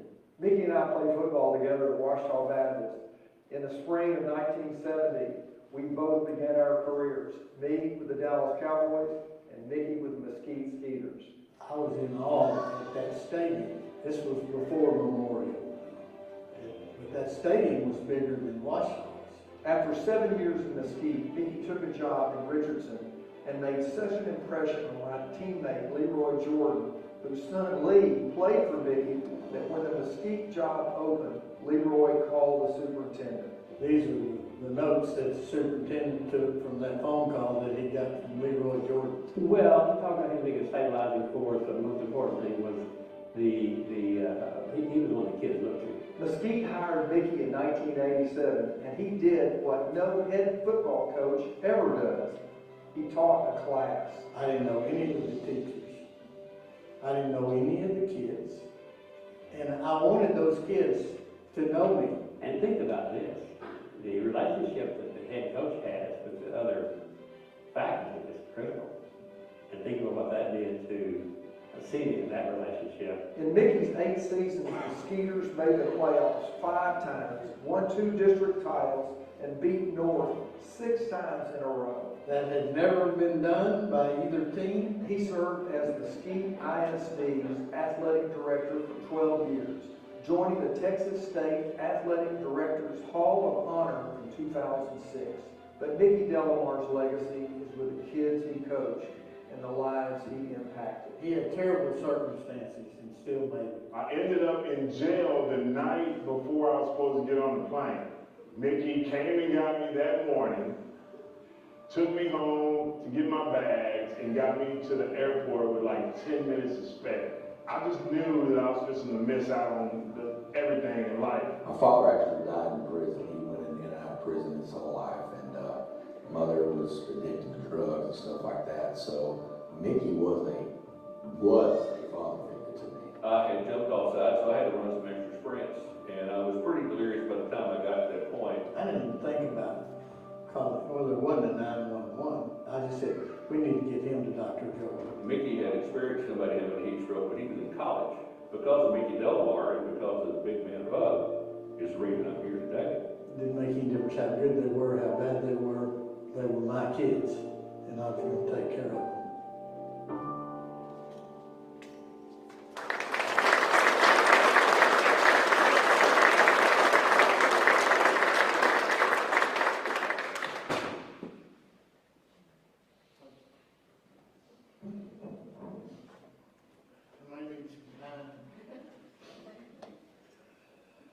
Sorry about this.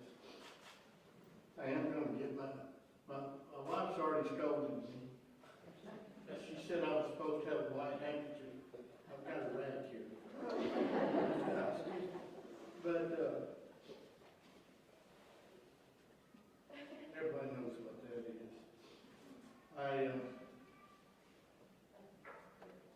I've dreamed about this.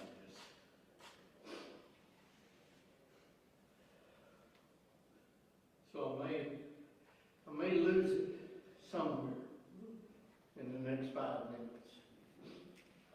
But this, now I'm going to be careful here. This is almost better than the woman I've been with 51 years. But not quite.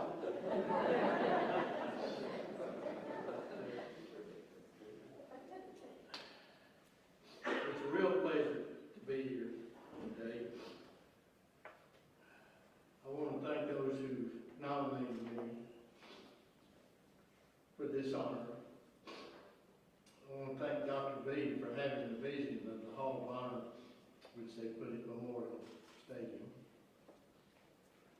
And I guess we've all got to thank Ted for the time he spent with those videos. I know he spent quite a bit of time at the lake that day, and we didn't fish. Anyway,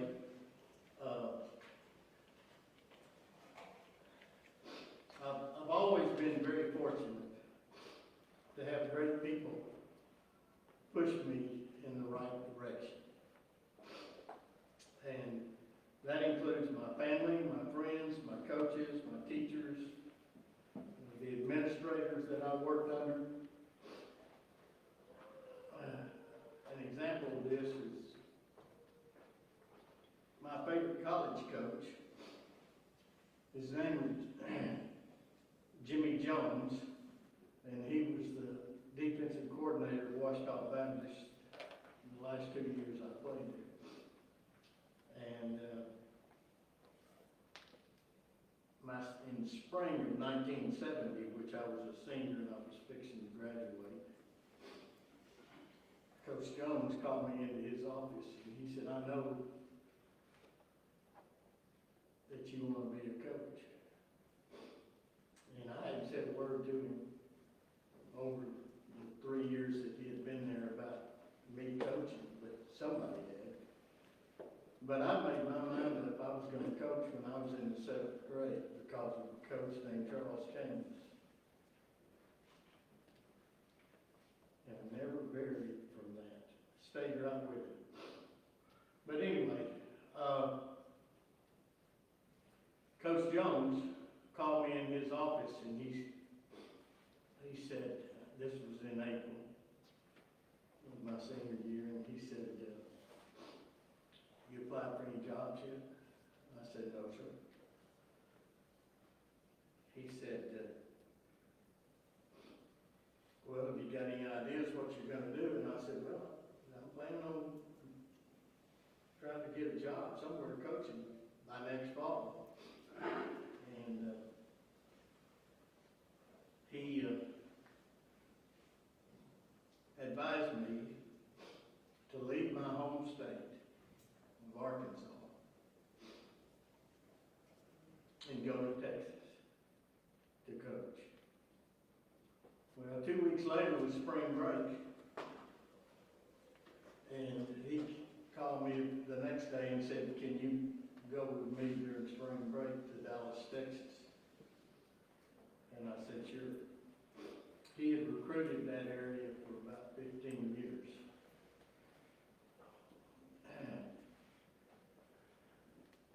But anyway, he advised me to leave Arkansas and go to Texas. I interviewed with 5 ADs when we came to Texas. We came to Dallas. I interviewed Irving, Richardson, Plano, Garland, and Mesquite. Five places. That's the only place we went. Every place we went, I was offered a job. But the last place we went, I met with Tom Gray at Mesquite High School and visited with him for about an hour and a half. And we were almost through with the interview, and it had gone well. And he looked me right in the eye and he said, are you married? I said, no, sir. He said, you're kind of a handsome man and young. We may have to start you in middle school. And I said, this is April, isn't it? And he said, yes. And I said, the 23rd of May, I'm getting married. And I said, to Beth Garner. And I said, he said, well, is she getting a degree also? And I said, yes. He said, what in? I said, elementary ed. And she said, well, he said, we'll work on her job too. Well, we got married on the 23rd of May. Gosh, I can't stop my nose. And I'm sorry for that. But we got married on the 23rd of May, and on that evening, we spent the night that night in Suffolk, Mount Pleasant. We were on our way to Mesquite, Texas, to sign all of our papers. And that's what we did on our honeymoon. And I told her that someplace down the line we had to do something about that. And of course, that was in 1970. I was thinking about talking to Todd about somebody a little while. 51 years later.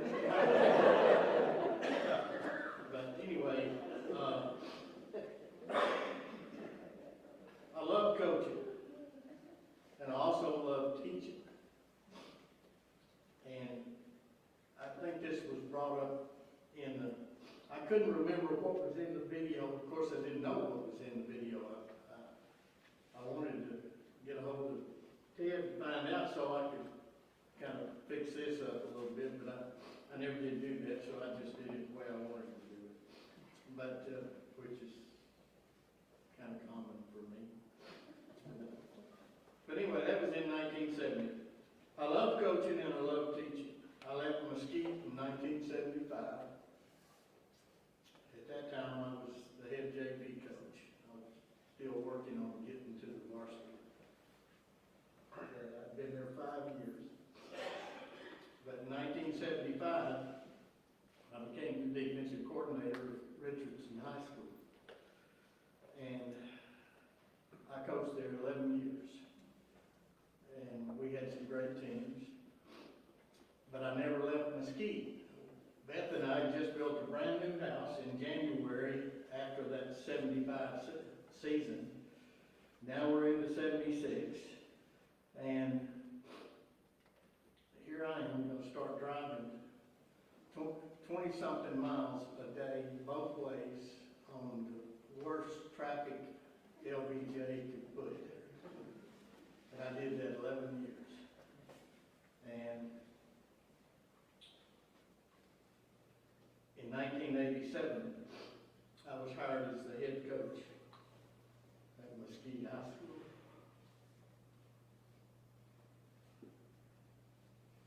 Best move I ever made, with the exception of Beth. I'm gonna get my teeth kicked in.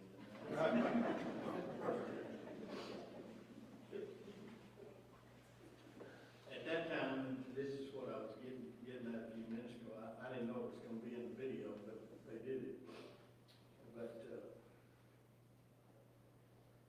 I went to Dr. Horn. This was right after I'd been offered the job. I went to Dr. Horn and I asked him, he thought it'd be possible if I could teach a government class that would be a 0 period that started 7:10 in the morning and finish at 8 o'clock. And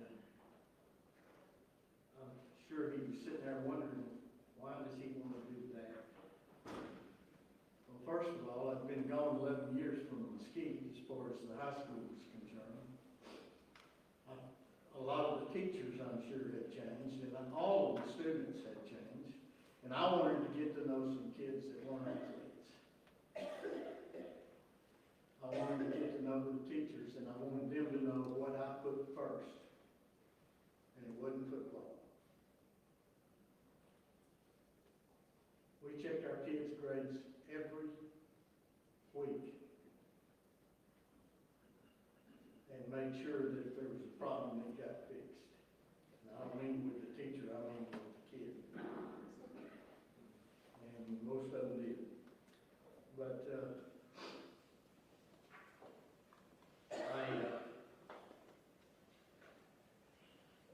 he also, when I said Dr. Horn also visited with the principal over there, and they agreed, both of them. And to my knowledge, that was probably the only 5A head coach in the state of Texas that was teaching something out other than athletics. I didn't do it for that. I did it for myself and the kids.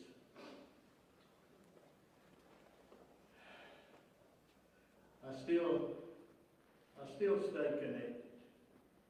Live on Lake Fork, and there's a lot of big masts down there that keep me on the go. But that's kind of slowed down a little bit during the pandemic. Beth won't let anybody get in the boat with me. But anyway,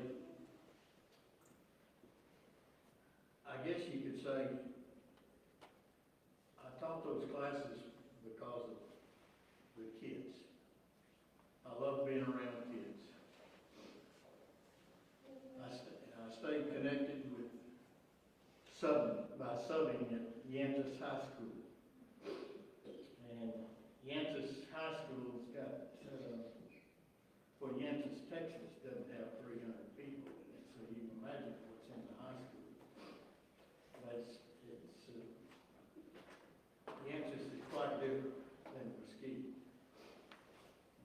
still do this.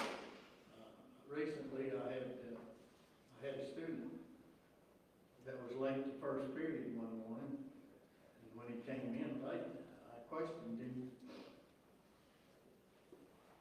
And come to find out, he had driven his tractor to school because his truck wouldn't start. That's the gospel truth. And, of course, I laughed at him, and all the rest of the class laughed at him also. In 1995, I was selected as Mesquite ISD's athletic director. I enjoyed overseeing improvements made to several athletic facilities while in that role. One of the biggest improvements was to do something with Old Hamby Stadium. So we rebuilt it. And it still looks pretty good today. And that was quite a few years ago. But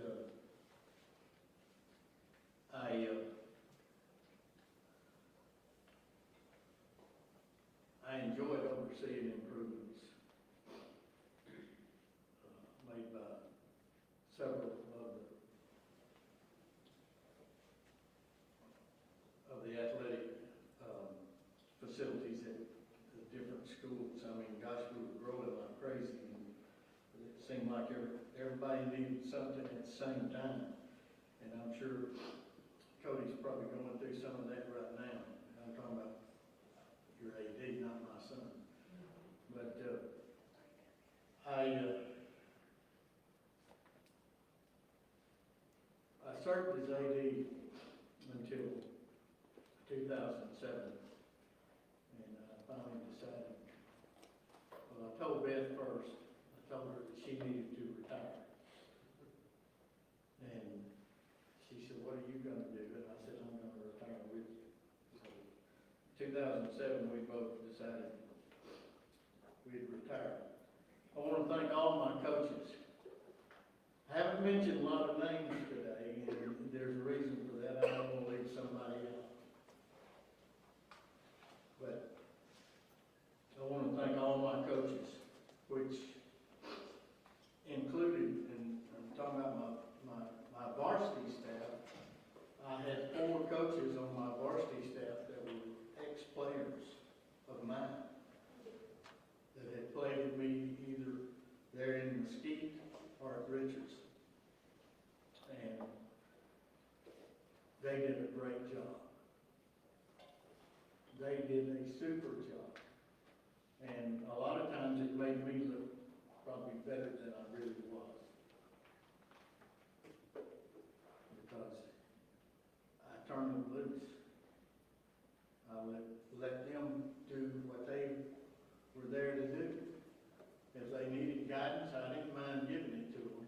If they didn't like it, they just wouldn't do it. They'd do it their way. But it never got in the way. And I think that was the key thing. But I also want to thank, no, I skipped one. This next one is a great one. I want to thank you for being the best athletic trainer that anybody could have. We never had problems with kids not being able to play because they weren't well yet. It had to be really bad for Lucky Taylor not to get them ready. And I don't know if everybody in here knows this, but when I went to Mesquite High in 1970, I know Terry Anderson knows it. But when I went there in 1970, we didn't have a trainer. Mesquite High had no trainer. That's why I stepped in the day that Terry Anderson had his heat stroke. I was the only, come to find out later, I didn't know this at the time, I was the only coach on on the staff that had ever witnessed a bad situation with heat. And the first thing I did was take him to the field house. And I'm not sure about, I'm not gonna call any names. The position coach that he played for was not happy with that. Because they were running out of France, but he was about to die. Put him in the shower, watered him down, laid him in the back of a pickup truck, and drove him to Joy Perron's office. And we packed him in ice, and he made it.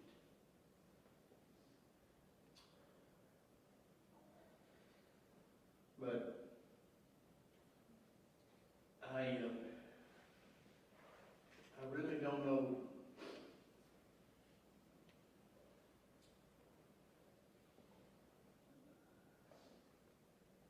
how we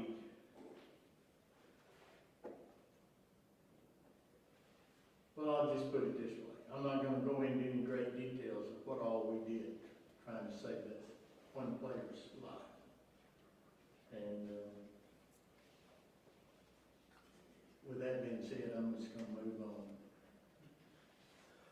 I want to thank my secretaries that I had when I was the AD. Gosh, I don't know what I'd have done if it wasn't for them, and I know that Cody's finding that out right now. They kept me on the ball. They knew more about what I was doing than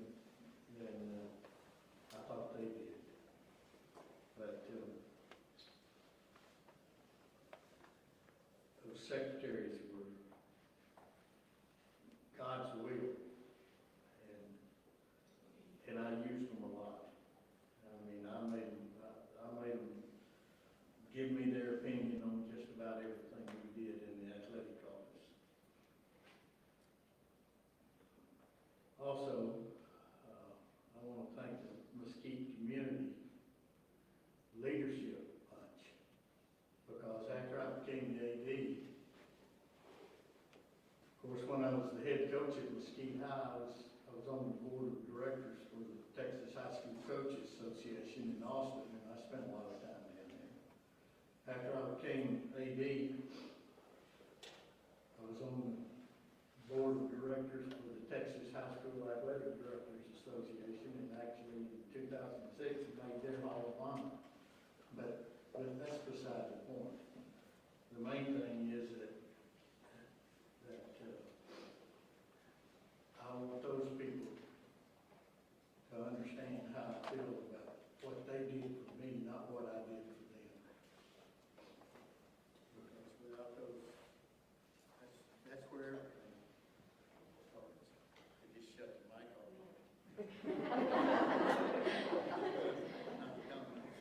I understand that, but I'm almost serious. And if I don't mention this next one, I might as well.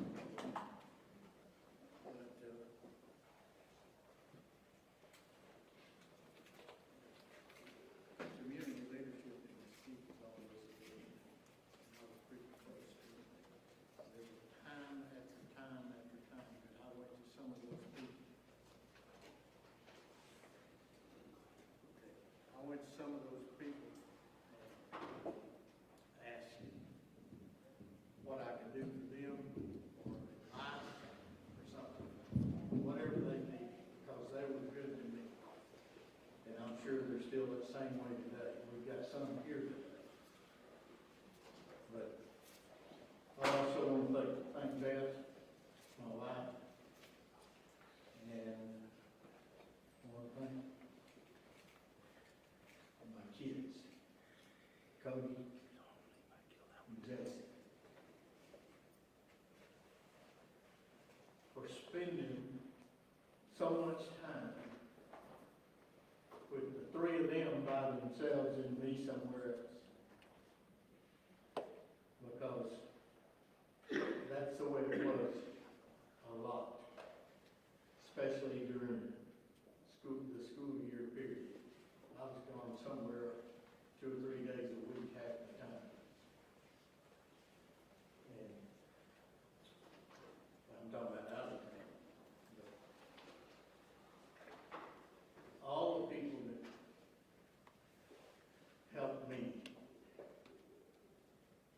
the ones that put me here today. And I appreciate that. This is a dream come true. And it's been the best ride I think I could ever have for the last 51 years. And there's nothing that I could ever think I'd want to do. If I had it all to do over again, I'd do it just like I did it. And I made some mistakes, and I'd make them again. But sometimes a mistake turns into reality, and it's pretty good. But sometimes it doesn't. You just gotta relive. But you gotta win. Somewhere down the road, you gotta win. Beth said, we were on our way on our honeymoon to sign our papers, and she said, how long are we gonna be? And I said, you mean on this trip? She said, no, I'm talking about live there. And I said, well, that all depends on how many we win and how many we lose. And I think she understood it after that. Hey, I appreciate this, and I appreciate all y'all for being here. And this is one of the best things that's been done in athletics in Mesquite over the years. But it's not all of it. So we're going to keep riding and keep them. I can still remember, and I don't have this on my notes, but I'm going to say it. I can still remember standing on that top row in San Antonio, Texas, with Dr. Terry. He and I were both standing up there together when that ball game ended. And the feeling that we had for doing what the Skeeters had done that night. I mean, it takes a lot to get to 15 and 0, and that's what they did. And that, like I said, that's not even on here. And I'd have said the same thing if it had been any one of the other 4 high schools. Because that is important, not to the Mesquite Skeeters or their families or their parents or whatever. That's important for Mesquite ISD. And every time it happens, regardless of the sport,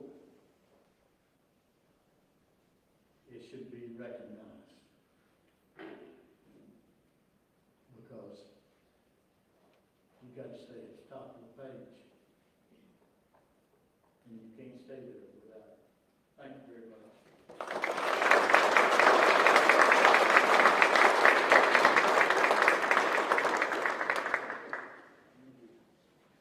That's my daughter. Congrats, Mickey. Hey, let's give it one more time for all the inductees.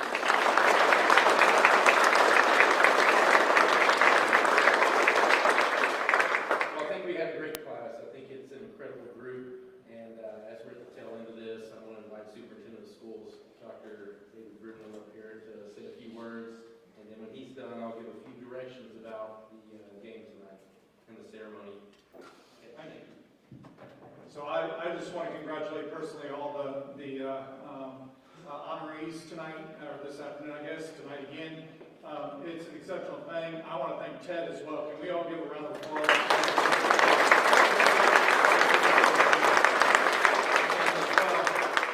I'm going to just make it very, very short and say it this simple. We started the Hall of Honor, and we did it to recognize greatness in our district. Today we did that once again. We've done it with a few classes. We did it once again. Everyone in this room has exemplified greatness, and we want to honor that. But at the same time that we do that, you need to know as honorees that it was more than just recognizing you for this. This is really about setting a stage for future young people graduating from this community. We want them to see what they can be. Your life continues through this process to be a blessing to the lives of others. And that is simply what it's all about. And that's why the Hall of Honor is there today. And that's what I look forward to seeing you tonight and seeing that amongst all the others, y'all. Congratulations. It's been an exceptional day. I can't wait to see you out there at the stadium. Cody, do I just dismiss him now, or you got to say it? Cody's got to say a few more things, but guys, congratulations, and look forward to seeing you at the stadium. You've heard from me enough, but we gotta make sure everybody knows where to go when we'll be there. Just clarification, the game between Mesquite High and Horn starts tonight at 7 o'clock at Mesquite Memorial Stadium. Ceremony starts at 6:30. That's just a reminder. We're asking that the inductees and their families, and really the inductees for sure, need to be there around 5:45. Your names are on the list. You just have to go to gate 1 or gate 2 on the home side, and any of your guests that want to come can show up whenever they want. And all you gotta do is say your name, and we're gonna let them in. But at 5:45, look at the Hall of Honor, watch your video again, show it to anybody that didn't get to come, and then we'll escort you down to the field. You're gonna end up, as you go in, you'll meet the communications team, and they'll give you some directions about how to get down to the field. It is the inductee only. We don't want to end up having 200 extra people on the field before the game. So the inductee only, and then we start right at 6:30. We have a section blocked off for all guests. So in our reserved seating section, we'll have that blocked off for you. And the one thing I'll say is not that you really have to worry about it, we do have a bag policy. Just try not to bring some gigantic bag in, just so it doesn't have to look like we're allowing it with some people and not with others. But again, we are grateful for you. We're grateful for today. Grateful that we had a chance to honor your legacy and what you contributed to this school district. But try to go grab some dinner, enjoy some time with friends and family. But we will see you around 5:45.